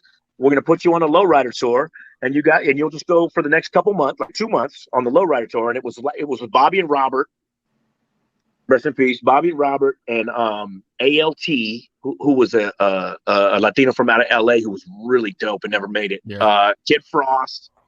There was a couple other. Kid Frost is the Paul Rodriguez of Mexican rappers. You agree with me on that? So much. You agree with me on that? The greatest analogy ever. Isn't that good, dude? Like, unfortunately, nobody in Pittsburgh is going to get that joke to save their life. But like, he really is. He really is, man. Real quick, I'm sorry, I don't want to interrupt, Rascal, because you are you're blowing us away. Hold on, real quick. I just want to say this. The only time I get to talk to brown people is on the Chino Brothers show. Because there's none here. And so, like, it's always so much fun to, like throw little inside jokes. All right, go ahead. Hey, you know what's crazy, dude? We should go there and just move to your city and just populate. You can, man. There's a lot of pretty girls here. We'll take that doctor that wants to get citizenship. We'll bring him over and get him a woman. There's a lot. I'll tell you right now, man. There's a lot of pretty girls in Pittsburgh. I'll tell you this. An idiot like Adley, me you down? married a woman like my wife. I'm down. Let's do this. Are you? No, yeah. I'm not playing with you. I'm down. Adley, I'm not playing with you. Don't do this because I'm gonna tell you right now. I did that even when COVID was going on. I was craving a bowl of clam chowder. So a friend of mine, she told me, a friend of mine here, she's from the Bay, and I was like, bro, I want that clam chowder from Pier 39. She was like, well, let's go. So we called. This was a Saturday. We called and got flights for the next Friday. So we left Friday after I got off the air, flew to the city, got clam chowder, did the whole like pictures, Pier 39, came back here, and Sunday I was back on the air. So don't play. And I'm going to I'm going to Bend, Oregon to go to the last Blockbuster just because I saw that. I'm telling you, I'll go. So if you're down, I'm going. Well, hey man, I still got a young kid, so I still got baby mama stuff. No doubt. But I want to. I want to. Okay. Well, whenever you can. Rascal, next question. Do you still hype yourself up before you're about to do an air check? Oh, before I go on the air? Yeah. Every time, dude. Just like yeah. The Rascal bounce. Get the fuck. Yep. I just stole one of your questions, Adley. Remember when we were like, if we ever get Rascal on the air, what are your 2 questions? That was one of your 2 questions. I stole it. Yeah, because I knew you forgot. Rascal bounce before you crack the mic. And you know what it is? It's just at least getting on your toes and just kind of jumping around, getting the blood going and getting, you know what I mean? Yeah. Yes. Mike used to do push-ups. So Pac fires you, and now you're on this lowrider tour. How'd you get back on? No, but again, that was like real temporary because so Frank and Virgin were like, "Yo, we can do this so you can get a paycheck." And I was like, "At least something coming in, right? For my kid, like the family, right?" Yeah. So I was like, "Done. Like I'm gone." So 2 So like it was about 2 months. Like we went around and the States, and then when I got back to Tucson, I remember I had a message from Paco and then a message from Fred, because I had no idea what was going on. But at that time, they finally let at that time, because 98.3 was like, it was, they Art really controlled it when we were there. And then at that time, finally they were like, you know what? Paco knows what he's doing. Let's let him do what he does. And so Paco, they gave him free reign at that point. And as soon as that happened, he brought Fred up. Like the first thing, he brought Fred over. He started like piecing the team together. And then Fred was like, Rascal, like let's get Rascal back. So when I got back from the tour, I had the phone call from these guys, and they're like, come see me. So I went in, and that's when I got full-time nights at 98.3. That's when I was on at night. Oh wow! Yeah. And so and at that point, when we went straight hip hop at that point, and there was nothing holding back from like Paco and Fred doing like, dude, they went crazy. Like and y'all know, like that, you were part of that. Like that station was a monster. Yeah. And we were a little tiny station, tiny station, dude. And there was times to where, okay, 1834 that's like 18 years old to 34 years old. That's like, you know, but there was times to where we were beating KRQ, you know, throughout the, like there was certain times where we beat him, and that's unheard of. Yeah. They're a 100,000 watt flamethrower, and KRQ is a really important station too. Like it really is. Yeah.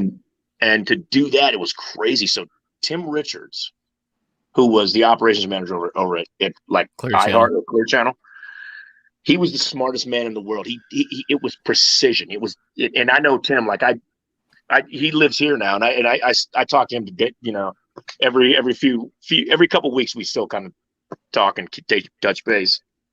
He was precision. He was like, he got Fred. Tim Richards is the one that got Fred out of there. Because they're like, you know what? So Tim Richards actually, Fred, like his work spoke for himself. Like he got himself out, but Tim Richards was like, yo, this is the guy you want in Hawaii. Dude, we got to talk to Fred about this story, bro. And Fred went over there and just murdered that market. Like that's when he became, and that's when he knew, because before then we were just in Tucson. We just did what we thought we wanted to hear, and like we thought what it should be, and like we didn't know the business and the game of radio and programming, and like none of us knew any of that. So Fred went to Hawaii, and I'm telling you, that was the greatest career move that he ever made, because he became a national program director at that time. Like he became like nationally known, like in the industry, and that was great. And so after that, so I was doing like programming the music and doing nights, and then that was when D-Wayne would come in, dude. So Sonny would come in, right? He would come in, and every time he was like, F, man, he's like, bro, you gotta leave right now. He's like, no. So all that beer that was in the studio, remember? He brought it. So we went all, bro. And he told me this years later. So when he got there, like I was showing him, like, you know, music and like all this kind of stuff, but then when he was like, bro, I used to bring all that beer so none of y'all would leave. Dude, Rascal breaking story, man. Look at that. Ratting out D-Wayne. We're trying to get that fool on this show too. Bro, we gotta get him on. We'll get him on. But again, what that dude has done, like again, just seeing like people like the people like that, we all started kind of doing stuff together, and like we're doing this. And I remember bringing like when Fred brought D-Wayne in, he was our mixer for a long time. And then we were like, yo, like we were pushing. I remember talking to Fred about it. I'm like, dude, he would be good on the air. Like he's solid. Like, so that's when we would bring him in, and Fred would have him come in, and I would air check him, and we would kind of say, like, this is the next, like, this is the guy. And he was doing overnight. So that's and to see what he's done, he changed that Tucson, that landscape of radio. I'm telling you, dude, he's very well known, like, and very successful. Like I love that dude, man. All Yeah. of you fools, man. Like this Well, is the greatest thing in the I'll world. say this: I've called his Yes, radio fun. station 3 times, pretending to be somebody else to try to get him to come on the show. Called one time, said I was Jose Luis. Like I'm doing all kinds of shenanigans.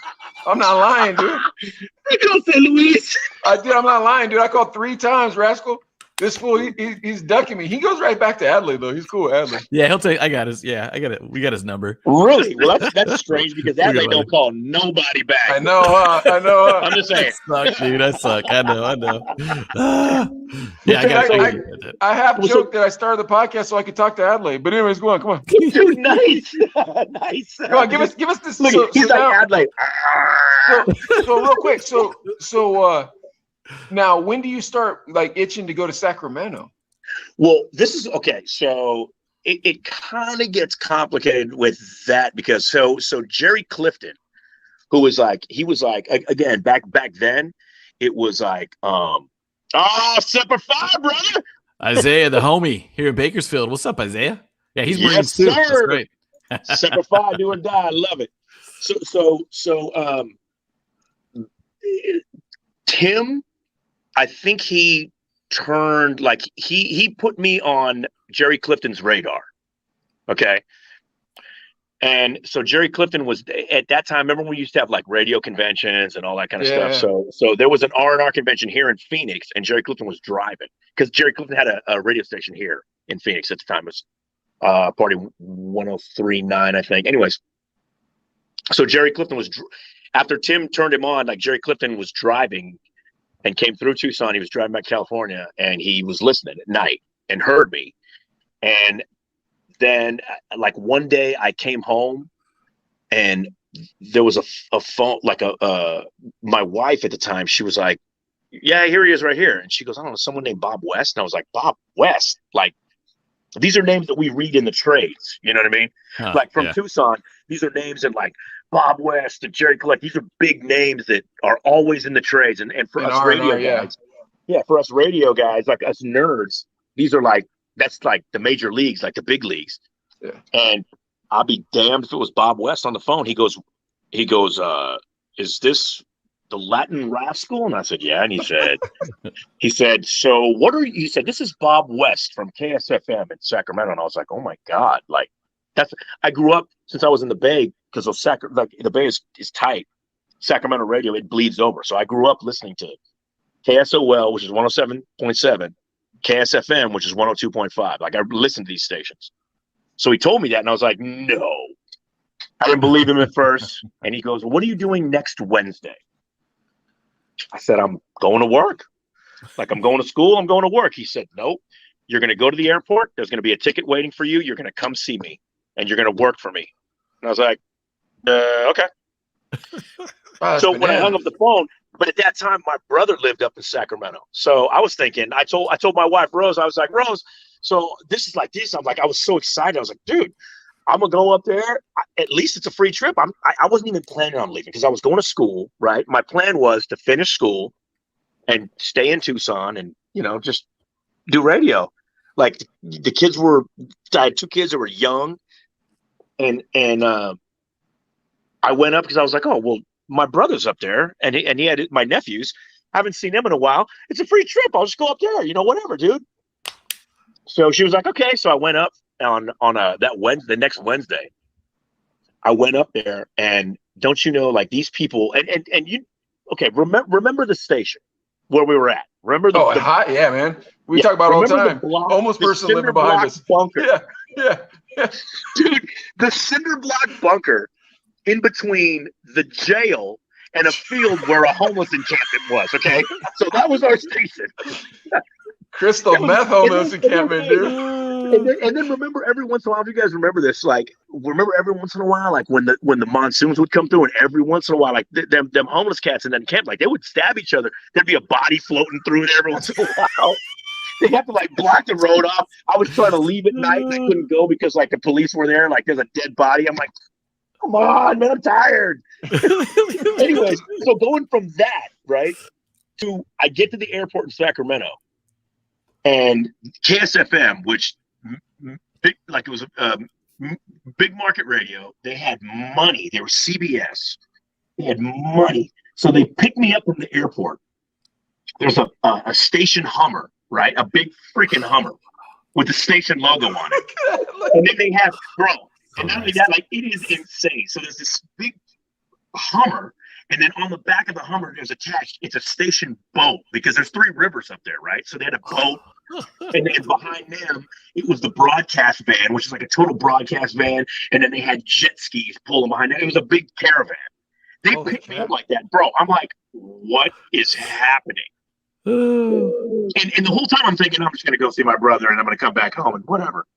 So they took me to the station. I meet Bob West and Jerry Clifton, who was like a god to me. Both these guys are my mentors at the time. And they had me. I remember sitting in Bob's office, and they're like, look, you can go back to Tucson, and you can go back and do what you want to do. He's like, or you can come here. He's like, this is a difference between the job and a career. What do you want to do? And they handed me the phone. They said, call your wife and tell her you're moving to Sacramento. Bro, I was like, yes, because that station at the time, dude, they had hella money. And it was a top floor of a bank building right in Midtown in Sacramento. Wow. Bro, I was mind blown at that point. I'd never seen a radio. Like the radio station, you walked into the station, it looked like the Enterprise. You know what I mean? Like it was everything. Dude, I know what it looked like because you had live streaming back then before anybody did, and we used to watch you DJ. Right. Remember, yes. we used to watch you. We used to watch him DJ. We'd be with Dwayne. We'd have a little laptop, and we'd be like, "Dude, Rascal's on." We'd watch you do your little. You know what's so crazy? So right before we got onto your podcast, one of our front desk girl was in here, and I was talking to her about Jerry Clifton. This is how brilliant this man was. Yeah, and it was '99. And before, we were literally one of the only stations in the country doing that live streaming. And we don't even, like, think about it. Stations don't even do that now. I don't know why. I don't know why they don't. Dude, exactly. So, but we were doing that. We were live streaming. I'm going to tell you right now, like, this is the craziest thing in the world to me. So 99, okay? Think about the timeline. 1999, Jerry Clifton goes, I'm coming up with an idea. I'm going to buy a house in Sacramento. Everyone at the station, you're all going to live in it for the summer. All of you. And we're going to have a remote studio, and you're all going to live there. We're going to put cameras all over the place. And he had this idea, right? Like the real world? Big Brother, homie. Oh, my God. Wow. This is, okay, but this is after Real World, but it's before Big Brother. And so I remember him doing that. And Jerry Clifton also had a station in Fresno. He was going to try to do it in Fresno also. But I remember him telling me, telling all of us, like I remember sitting in Bob West's office, like once a week, we would all get in there, like me, Bob, Jerry Clifton when he was in town, Davey D. And like, these are all just like great radio minds. Like just, it was amazing to be part of that. Like that was one of the best experiences ever because like learning radio and growing and learning from these guys who were like gods, like radio gods, right? And just like the ideas that were coming out of there, like once a week we had these crazy sessions, and we would sit there and we'd crack beers and we'd have these crazy promotional meetings, and then we'd come out with amazing promotions throughout the rest of the year. It was Doug Parker was another guy, Paige Neubauer, like these guys are. Anyways, so but he told us that. We were like, oh my God, that's insane. He's like, I'm looking for a house right now. So the guy gets the house. He starts looking into cameras and doing all this other stuff. But CBS or Infinity at the time, they were like, no dice, dog. You can't do that. There's liabilities. There's this. There's that. There's all this kind of other stuff. But he was like, yeah, married. He doesn't want to be away from his wife for the whole summer, living with a bunch of idiots. Bro, it was, but to do that, like, I mean, it was. No one had ever heard of anything like that at the time. Okay, so after that all comes out, he goes, you know what? F Infinity, I'm gonna do this on my own some way. He's like, somehow this is gonna be an idea. A couple years later, Big Brother comes out. Wow. I'm like, wow. And even though like the guy who I went back and looked, but the creator of Big Brother is some cat from like overseas, like in Sweden somewhere. But Jerry is part of that. Like that's insane. That's dope. That's all right, awesome. so now you're in Sacramento, and everything goes to crap. You know this story. You've heard the story lamented on the show, but you're over there in the lifeboat in Sacramento. Um, yeah. So are you looking back like, oh my gosh, I got out of that earthquake right before everything fell, or? No, you know what it was is I had no idea. Like when Paco was on, and he was talking about like you know how much like you know what the weight of the world that he had to kind of carry around, knowing that Clear Channel was going to acquire that and not being able to like I guarantee he wanted to say something, but he's legally bound not to say a freaking word. Like that's the weight of the world on somebody. You know what I'm saying? Yeah. But I had no idea what was going to happen. No.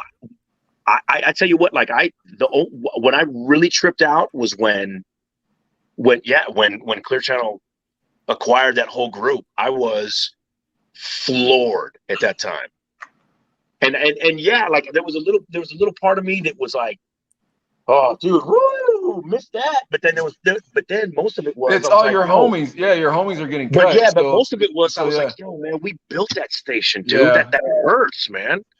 All right, so now how do you and Chico form the Mexicans, which is real quick, hold on. Wait, real quick.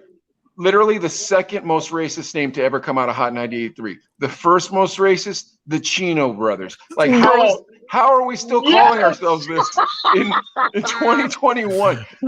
But go on, how'd you form the Mexicans? Well, so this is when I was doing afternoons at KSM for it was like 6 years, I think 6 or 7 years.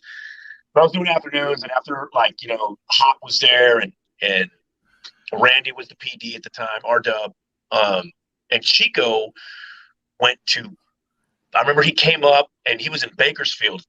Was it Bakersfield? Yeah. Yeah, that sounds right. He was over at KSV. Yes, Bob Lewis. He worked for Bob Lewis. Bob Lewis still around. He's still around. So Chico was working for Bob Lewis. He was there for a while, and then he went back to Tucson, and he went to Mega in Tucson. Yeah. Yep. So at that point, my contract was coming up at KSFM, and Randy, like we'd always talk, like kind of just like here and there, like Randy and I would talk, but Randy said, "Hey, dude," he's like,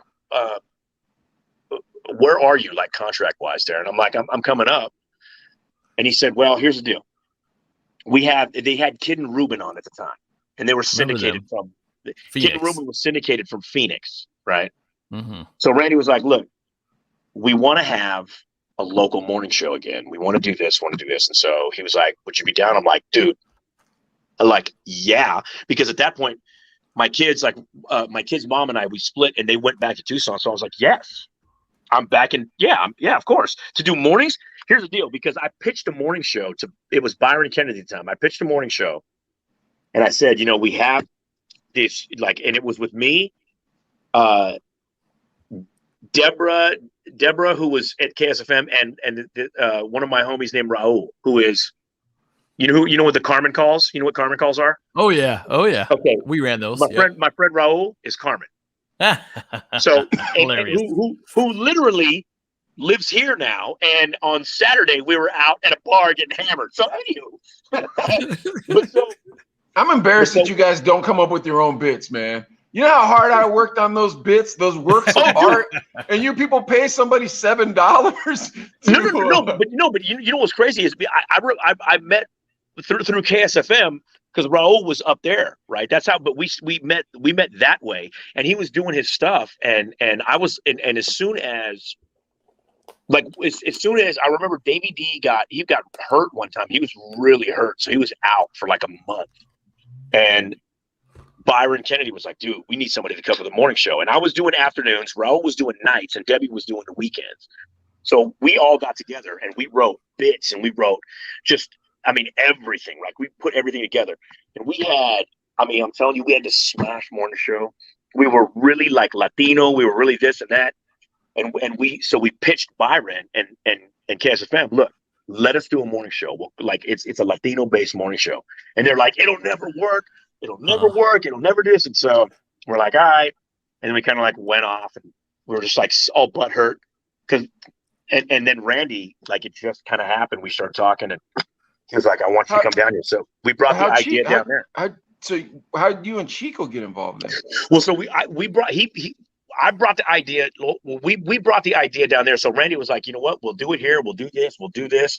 You know, and we'll do Mexicans and blah blah blah. Like everything is Wait, cool. why, Like there's who thought of Chico? Did you think of Chico? Did Ardub think of Chico? I kept okay. So what we did was, as soon as I went down to Tucson, and I went down there and we were interviewing people, and Tim Richards was like, at that time he was like, look, we want to build up you and then a morning show around you, right? And I'm like, honestly, like I don't like that.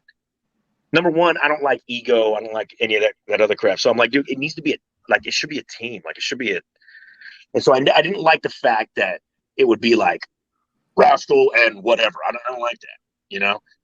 So we were interviewing. There was so many people. Like we interviewed, you know, we talked to people all around the country, and I always kept going back to Chico. Chico was happy at Mega, and I kept going to Randy. I'm like, bro, like Chico would be great, because me and Chico were talking.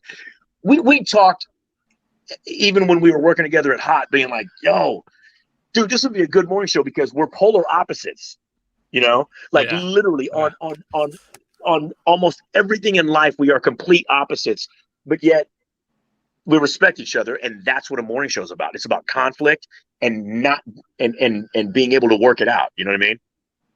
Yeah. So literally we always kept coming back to Chico, always kept coming back. Like, I'm like, bro, that's the guy. Like Chico was the guy. And Randy was down, but Chico was still working at Mega. So he wasn't sure about it. And then finally, like everything worked out. We started the morning show, and Chico and I had we were like, okay, we have a 3-year plan. We're going to blow it up here in Tucson. We're going to go crazy. We're going to blow it up here in Tucson, and then we're going to move to Phoenix, and we're going to syndicate in Tucson and Phoenix, and we're going to be here for 20 years, you know? And within 8 months, we were on the air, and it was about 9 months. It was about 9 months on the air in Tucson, and we were just killing it. And then they flipped a station in Houston, and Clear Channel was like, because it was a Clear Channel station, they moved us. They were like, we want them over there. That's right. Houston, big market, huge move. I still remember that. Number 5 market. God, I'm telling you, and that was a different world. And that was a point to where, like, we all get into radio thinking, yo, we want this.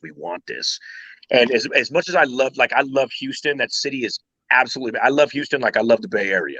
Like, it's an amazing city. Wow, that's a lot. Okay. Oh, dude, it is. I'm telling you, the culture is mind-blowing there. It's amazing. And if you embrace the city embraces you. And I love that's about the Bay. They support their own artists. It's strong. It's strong. You know what? I do know. I remember hearing a story about Houston where South Park Mexican kept getting this con demo tape over and over again. And so he's like, I'm going to shoot this guy. You see that one coming at like that? Like I worked it all the way around and bam. He's like, but he was like, yo, I want to take this kid out and shoot him, man. Sound like him. So you know what's crazy at the time too is because from the Bay, like I know Ronnie from the Bay, right? And like Angelina and all them from the Bay Area. But when we moved down there, that was like the big Latino wave, like music. And so Frankie J moved there, Bash moved there, Angelina, they moved Upstairs Records down there. So especially at that time, it was like a wave, and it was the right time. And I mean, but when I left, Tim Richards told me this, like, and I love this guy to death, dude. And you know him, like he's very zen, you know. I worked with him for a little bit over at Tucson. And he told me, he said, I understand you guys are going, and I know you have to do what you have to do. I know they're cutting you like, you know, obscene checks, but he goes, a bigger market is not a better quality of life. And I was like, okay, because at that time, my wife at the time, we were like kind of thinking about reconciling and like getting together back again. And so we were like, okay, we were here for the kids and we'd be good. And then when I went to Houston, it was like when you get to like that size market, bro, like your head spins. It's different. Dude, you know and just to make a point to people watching that don't know radio, there's been a few internal struggles with jocks you question your decisions, and you Yeah. know, and you guys both know you've moved for a gig.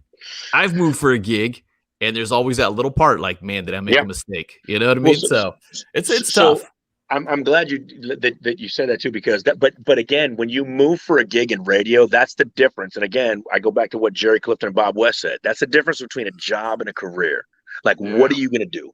Are you about this? Like, are you going to suck it up and eat, crap in another market to like get back and do what you're supposed Literally, to be doing, right? Do weekend So overnights when you're 32, when you're Bro. 41. But there, yeah, exactly, but there's been a couple of times, like every once in a while, I didn't tell you this. So this is the crazy thing. So when I first got full-time, when I went back to 98, I got full-time nights, right? And that was like my first full-time, like real full-time gig in radio. Salary, like it was an actual job. Salary, benefits, like, my mother at the time and my stepfather, they still were in Tucson. My mom came, and she was like, my very first day on the air, she came down. She was so proud. She was like, dude, I thought you were going to be dead. I thought you were going to be, in jail. I thought I was going to come down here. But she brought her camera down. She was a photographer. She brought her camera down. She was taking pictures and sent them to like the family. Like, hey, Rascal's not the biggest F up that we thought. You know what I'm saying? Like, he had a gig. But no, but she said it out. And I never knew this. I kid you not. I never knew this. So my real father died when I was 7 years old, right? When my mom sent my pictures to my nana, his mom, and sent pictures, and this is what Rascal's doing, blah blah blah. My nana called me and said, "Do you know that your father was going to the University of Utah studying broadcasting? That's what he wanted to do." Holy cow! Wow. I had no idea. Whoa. Yeah, That's really cool. and that's so. But there's certain times, just like Adlai, when you were talking about like you move to do this, but there's certain times, like even when you question everything, there's a couple things that really like, okay, this is what I'm supposed to be doing. That was one of them. That was the first one. The second one was when I was in Sacramento, and I was just going crazy. I was doing afternoons there, and I was just going like they literally took the cuffs off. They were like, bro. Oh wow. So Jerry Clifton would do this with a pen. He goes on the edge of a desk. He goes right here. He goes, look, your job is to be right here at the edge. And when you get this far and right before you go over, my job is to pull you back right here. So you're right on the edge. That is awesome. He was like, and he goes, you need to be your job. We're going to have a station driver for you. Your job is to be at the club swinging from the chandeliers. You're going to have a tab. You buy drinks for listeners. That's what you do. And I was like, all right. Like they pushed it. They literally took the cuffs off. So I was doing afternoons, and I was doing, going crazy. And so we were at a remote one day, and I remember this lady walked up, and her name was Amber. So she came up, she had like a little scarf on her head, and she was emaciated a little bit, and she said, look, I just want to let you know that I'm on my way to chemo right now. And she said, this is the first I had to stop and tell you, I listen to you and like going to and from sometimes like chemo. And she said, you are you're funny, you're dumb, like you are really not right in the head. But sometimes like the things that you say, sometimes she goes, even for 30 seconds, you make me laugh and I forget where I'm going. And I was like, that's why. That's cool. That's cool, man. And that was, and I literally, I remember moving there, but I remember that was a poignant like shift where I was like, this is what I'm going to be doing till the day I die. All right, hold on. So when you're in Market 5, like what is the insanity that's, because obviously you're an actual celebrity now at this point, instead of a Tucson famous person. What's the deal? Like, are you meeting like athletes and stuff? Oh, dude. So one of a couple of my friends played for the Texans. Like Paul Wall. I know Paul. Chiatti was another cat these are dudes. Before oh my God. Okay. Before Post Malone was Post Malone. I remember that was probably the biggest miss I've ever done in radio, because I remember him coming down from Dallas and doing like a club in Houston. And after it was over, I remember going back on the air and going, this guy is the worst piece of like he's the worst artist I've ever heard in my life. Like he's never gonna do anything. Like, and I'm telling you, like that was, but dope. that I remember before Snow to Product like blew up. I remember her coming down from, she was in Dallas at the time. Snow to Product, who is fire, dude. Yeah. She was a young female, like Latina MC, dude. She would come down and do these open mic nights, and she would rip up every dude on the stage, like just, I mean, embarrassingly, dude. It was insane to me. Like it was crazy. So, but okay, so I remember going like to Market 5, like that kind of stuff into, yeah, you have access to everybody. Like we had access to Nelly came through where I got to know him. I got to know 50 pretty good. Wow. And it was like, but it was like on a different level. Like Puff came through a couple times. Like he was kind of standoffish. Like he was kind of untouchable at that time because he was, you know, Huge. Puff Daddy. Yeah. But we I all know who remember you're talking like, about. a couple of the white parties that he had there. He would like invite us, like, dude, All-Star Weekend. I remember Joel Santana before, like when Dipset was just starting. Like I got to meet Russell Simmons, dude. I mean, it literally, my head was spinning. Like just going, I can't believe this is happening. Like, what are we doing? We don't belong here. Like, what do we do? But just to have that, and at certain times, but again, that's when my kid's mom and I, like when we really kind of said, okay, this is it. That was like, personally, it was earth shattering, but professionally it was amazing. Right. But there were certain times like when I went to Houston and Chico and I were like, yo, did we make the right move? This soon after we moved there. As soon as you moved there, you're like, did we make the right move? Well, no. Yeah. Well, it was because what happened was, what had happened was, no, because we did rhythmic radio, right? So we were all on like rhythmic radio. When Chico and I moved to Houston, we decided, okay, because it was technically Spanish radio. So what we did was we're like, okay, if we move there, it's going to be hard to get back. Like this is a big shift. You might not be able to come back. Right. Wait, you're going to a Spanish station in Houston? Well, because it was a new thing. It was Hispanic urban. They called it a urban station. But Clear Channel was a brand new format. Chico and I literally were able to shape the format. We got to work with the national people to like do, you know, like it was, and it put us on a national level. So when we got to do that, and we were both kind of like, okay, so we were still kind of like learning things and still kind of a little uneasy about. What was the name of the station? La Caliente. You stupid dude. Strangely enough, going back in time. Yeah. Strangely enough, it was called Mega. So we're all over the place. But when the time that we got to meet one of the a couple of the city council members, we got to be friends with them. And that was our thing was, okay, so we're the Mexicans, we're going to give access to everybody. So that was, they said, you know, like everyone was like, you don't have politicians on there. We're like, dude, we want to give everyone, make sure that they know they have access to their that's home. when you guys met Barbara Bush, huh? Barbara Bush and President Bush. Yes, we did. I'm telling you, we did a lot, bro. Whoa. It was amazing, dude. Like I'm telling you. So, but we had the mayor of Houston. His name was Bill White, and he had his own theme music when he would come on our show. But he didn't want to come into the station because he was going like on one of the talk stations there, and we were like, "Yo, come on!" And we were brand new.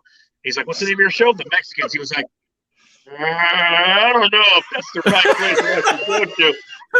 And so, but we got to meet one of his handlers, and we're like, "Bro, just next time you're up here, brother." So we got to meet him, and we kind of got friendly with him. And the next time he came on, he was this white dude, hella money, but dude, I'm telling you, but he was after he got comfortable, like they all got comfortable on the show, and every city council member was able, like, yo, you're an open door policy. Whenever you're in the building, poke your head in, let's talk, you know. Wow. And they were comfortable if they gave their telephone numbers out so people can call them directly, and it was great, dude.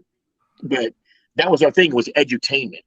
Like 90% entertainment and sanity, 10% education. At least something like to empower, you know. And that's dope. That's a smart idea. I like that. But so Bill White finally he was a regular, and so every time he come on, we'd be like, "Wow, Bill White!" Yeah! You know, we played his crazy music, and he'd come on. And I remember he was talking about this initiative he has with like kids and blah blah blah, and I was like, "Yo!" And I mentioned something about kids, and he goes, "You don't have kids?" I'm like, "Mayor White, I have 4 kids." The second thing out of his mouth, "Oh yeah, how many moms?" I was like, Oh man. the whole show freaked out but he was that comfortable with us, you know, after a while, to where we had, the thing is, we had Democrats, we had Republicans, we had independents. It didn't matter. We wanted everyone to know that they have access to, like, no one really cared. Like, we didn't care who you voted for. We just wanted you to know that you have access to your politicians. You know what I mean? Like, Yeah, bro. So now coming forward to 2021, does it break your heart, this kind of like cancel culture we're in? I mean, I really don't give a rat's ass about cancel culture, because I could have been canceled many moons ago, bro. Like, Yeah. But my response to cancel culture, and actually when the shit hit the fan, sorry, when everything hit the fan, like I was about to get canceled, but I do work outside of the radio station. I volunteer. I work with the Black Chamber of Commerce here. I work at the Latino Chamber, the Hispanic Chamber of Commerce here. Like, I do a lot of that, but that's on the side. That's outside of everything. So when people started like trying to cancel at one point, I had I have friends that are pretty powerful that were like, "That's not the guy. Like, he's not the guy. Don't do that." And so they didn't. But the thing is, with the cancel culture, like, all I care about is, look, like, honestly, it doesn't matter who people vote for. Somewhere along the line, we lost a part to where, yeah, none of us believe the same thing. You know, like Yeah. But 70%, like, all of us want to get along and be like, "Yo, I want to make a living. I want my family to be safe. I want my kids to be all right. I want them to be educated and be safe." Like, that's it. But we don't believe the same thing. None of us do. But somewhere along the line, it turned into, yeah, you believe something different. Let's have a discussion. It turned into, you don't believe 100% of what I believe, so F you, you're canceled. Like, but it turns into family. We've lost our minds at a certain point. But during the time to when things started getting really bad, I'll tell you guys this. I probably told 2 other people this, and this is just recent. Like, when Nobody watched this show. Don't worry about it. Yeah. Nice, thanks. This will put you up to 4. You're a fool. But so I was. It was when everything was shut down, right? I was the only one in the station for a year. I was probably I was one of 2 people here, you know, and it was stressful. Anxiety was sad. It was, you know, just like crazy shit was going on. And I remember being in the studio looking at the TV, and I remember watching on TV, like, burning American flags, and people pulling statues down and yelling, and just like, but the like, you could tell that they were just pissed, like they were spitting, yelling, saying how much they hate America. And I'm like, bro, like, I had family that came here, that this country gave them everything. You know what I mean? Like, I put my life on the line. I've watched friends die in my arms protecting this country, and giving you the right to do that. Even I don't agree with it, but that's your right. You know what I mean? Like, sometimes we live in a free society. It means you're going to get offended. So be it. You know, put your big boy pants on and keep it pushing. But I remember I sat here, and tears came down my cheeks watching everyone just hate this country. And I'm like, bro, like, I don't get it. It gives everybody so much. Yeah, it ain't perfect, but that's what we do. Like, we strive to get better. And so, wow. Yeah. I saw Marco Rubio speak before Congress, and he said the document that we read, the document that we read is not the document that we've lived into so far. Yeah. But we strive to live into it. You know what I mean? And that's God, yes. That's the thing is I don't understand the hate for the country, and I understand that I'm not young, but I don't get the frustration. I don't also get the frustration when millennials say things like, this is the worst generation to have ever grown up in. And it's like, man, you can side hustle so easy. Like, Bro, it's like, yeah, you know what you know what they're doing though? Yeah, this is the worst generation we've ever grown up in. But guess what? You're tweeting that from your iPhone, you ingrateful little bastard. You know what I'm saying? Wearing your Air Force Ones and your Gucci belt. So you know what? Miss me, FOH, man. Miss me with all that. You know what I'm saying? yeah, no, it's But weird. what you're saying, dude, what you're saying is so like, that's brilliant. That like, it's crazy that Rubio said that, because think about how forward thinking that when they wrote that, like the Declaration of Independence and the Constitution, they wrote it so we can. It's a living, breathing thing. Like, we can have them, and we can change things. That's pretty deep. You know what I mean? Like, we're in deep water right now, man. But well, living into the Constitution is something that, you know, it's because the problem becomes when you're so angry about the injustice that you don't want to move forward the country, you know? True.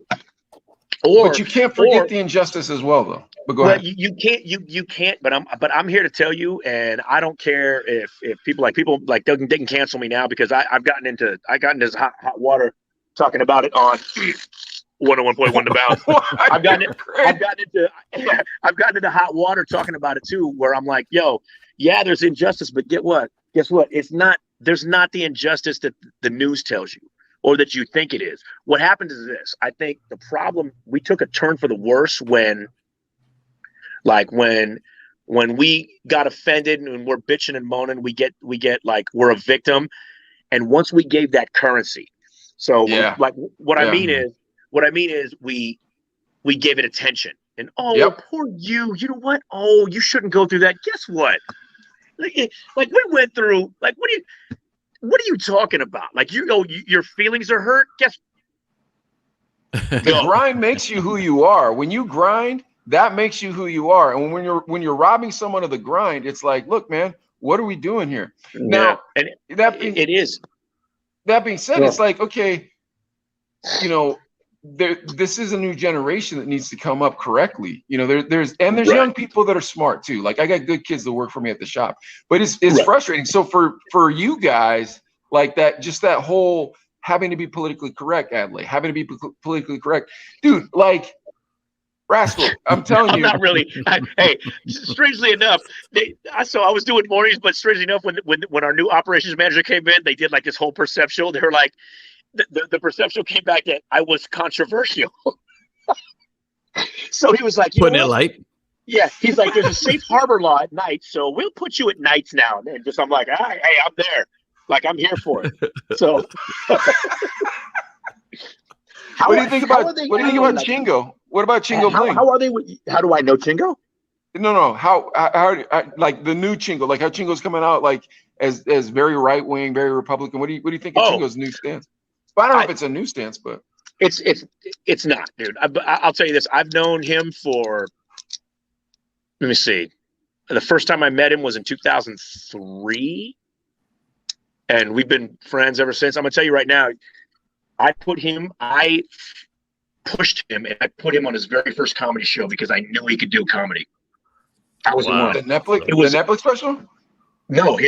I'm talking local comedy show. I got him. I put him on his first comedy show, and it was called Lone Star Latinos. It was at the Red Cat Jazz Cafe downtown Houston.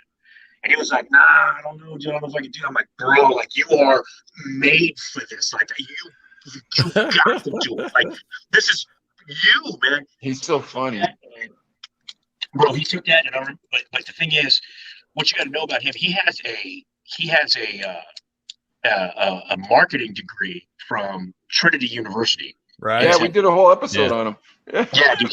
Listen, Pete is and he employs his whole family. Like, he does. Like, he is brilliant.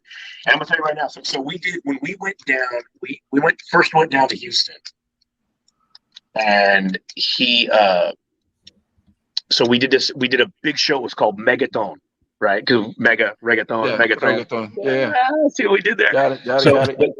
But we literally had it was one of the first. Okay, so there's a big Clear Channel does a thing or iHeart does a thing called Fiesta Latina, which is big and it was in Miami. But that originally was our show.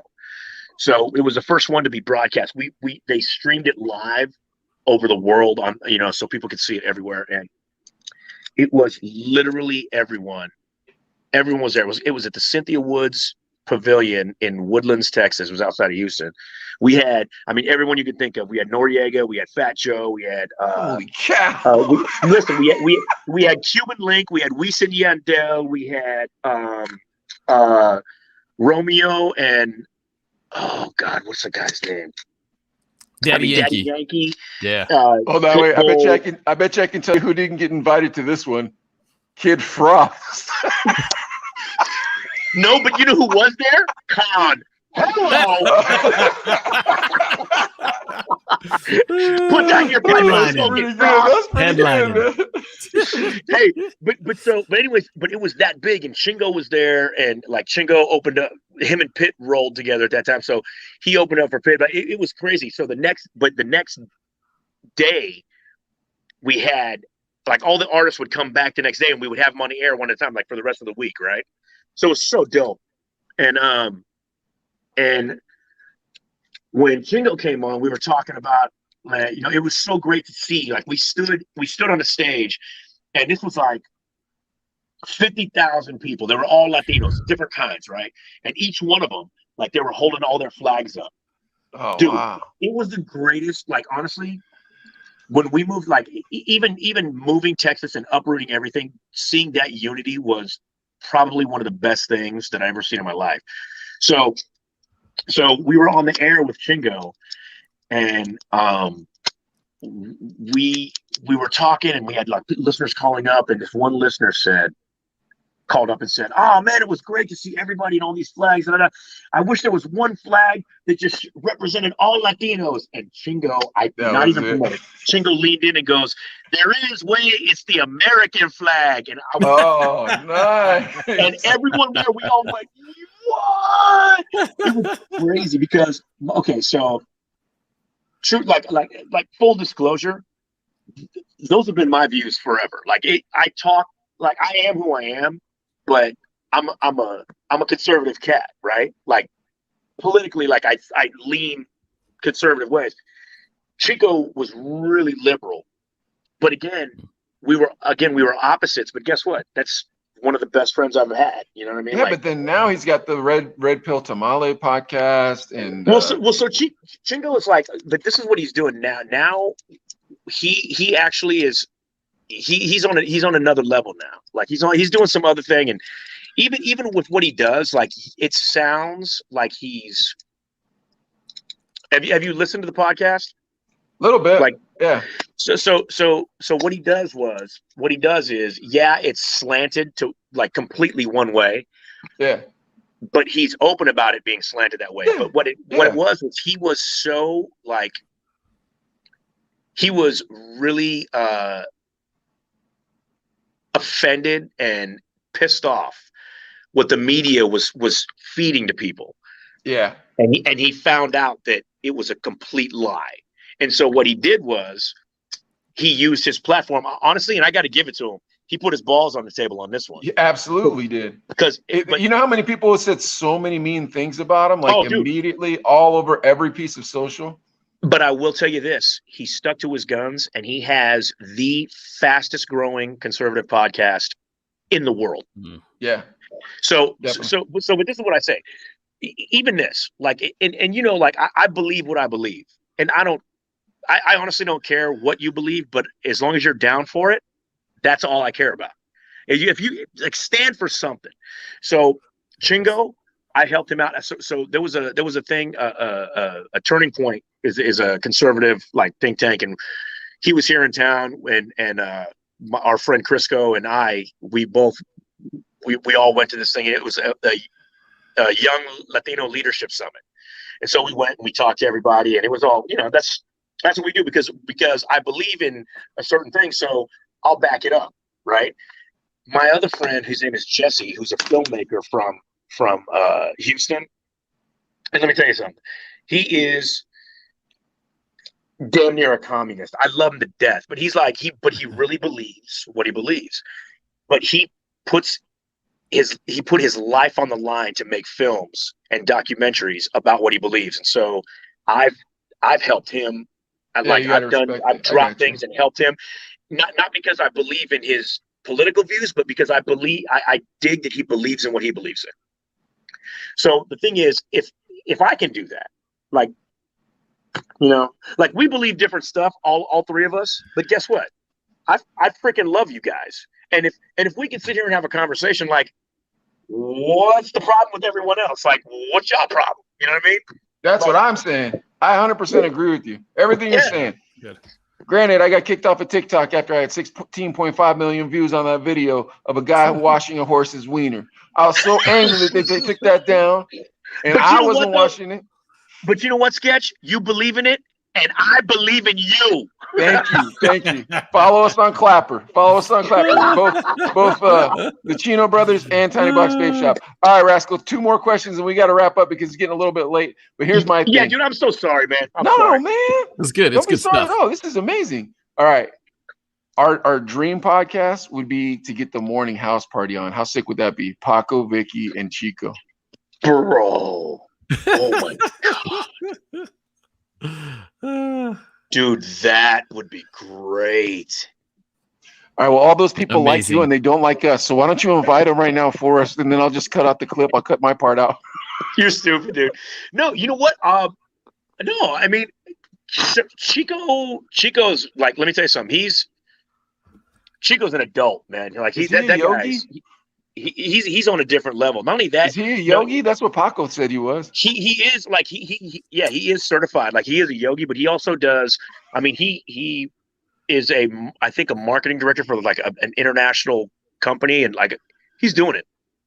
Just had a new baby, beautiful little girl. So you're telling us the reasons he won't do our podcast? Is that what you're No, saying? I'm not saying that at all, dude. I'm saying like I'm saying there's all that. The only thing is, like, I don't know, like, where's Vicky?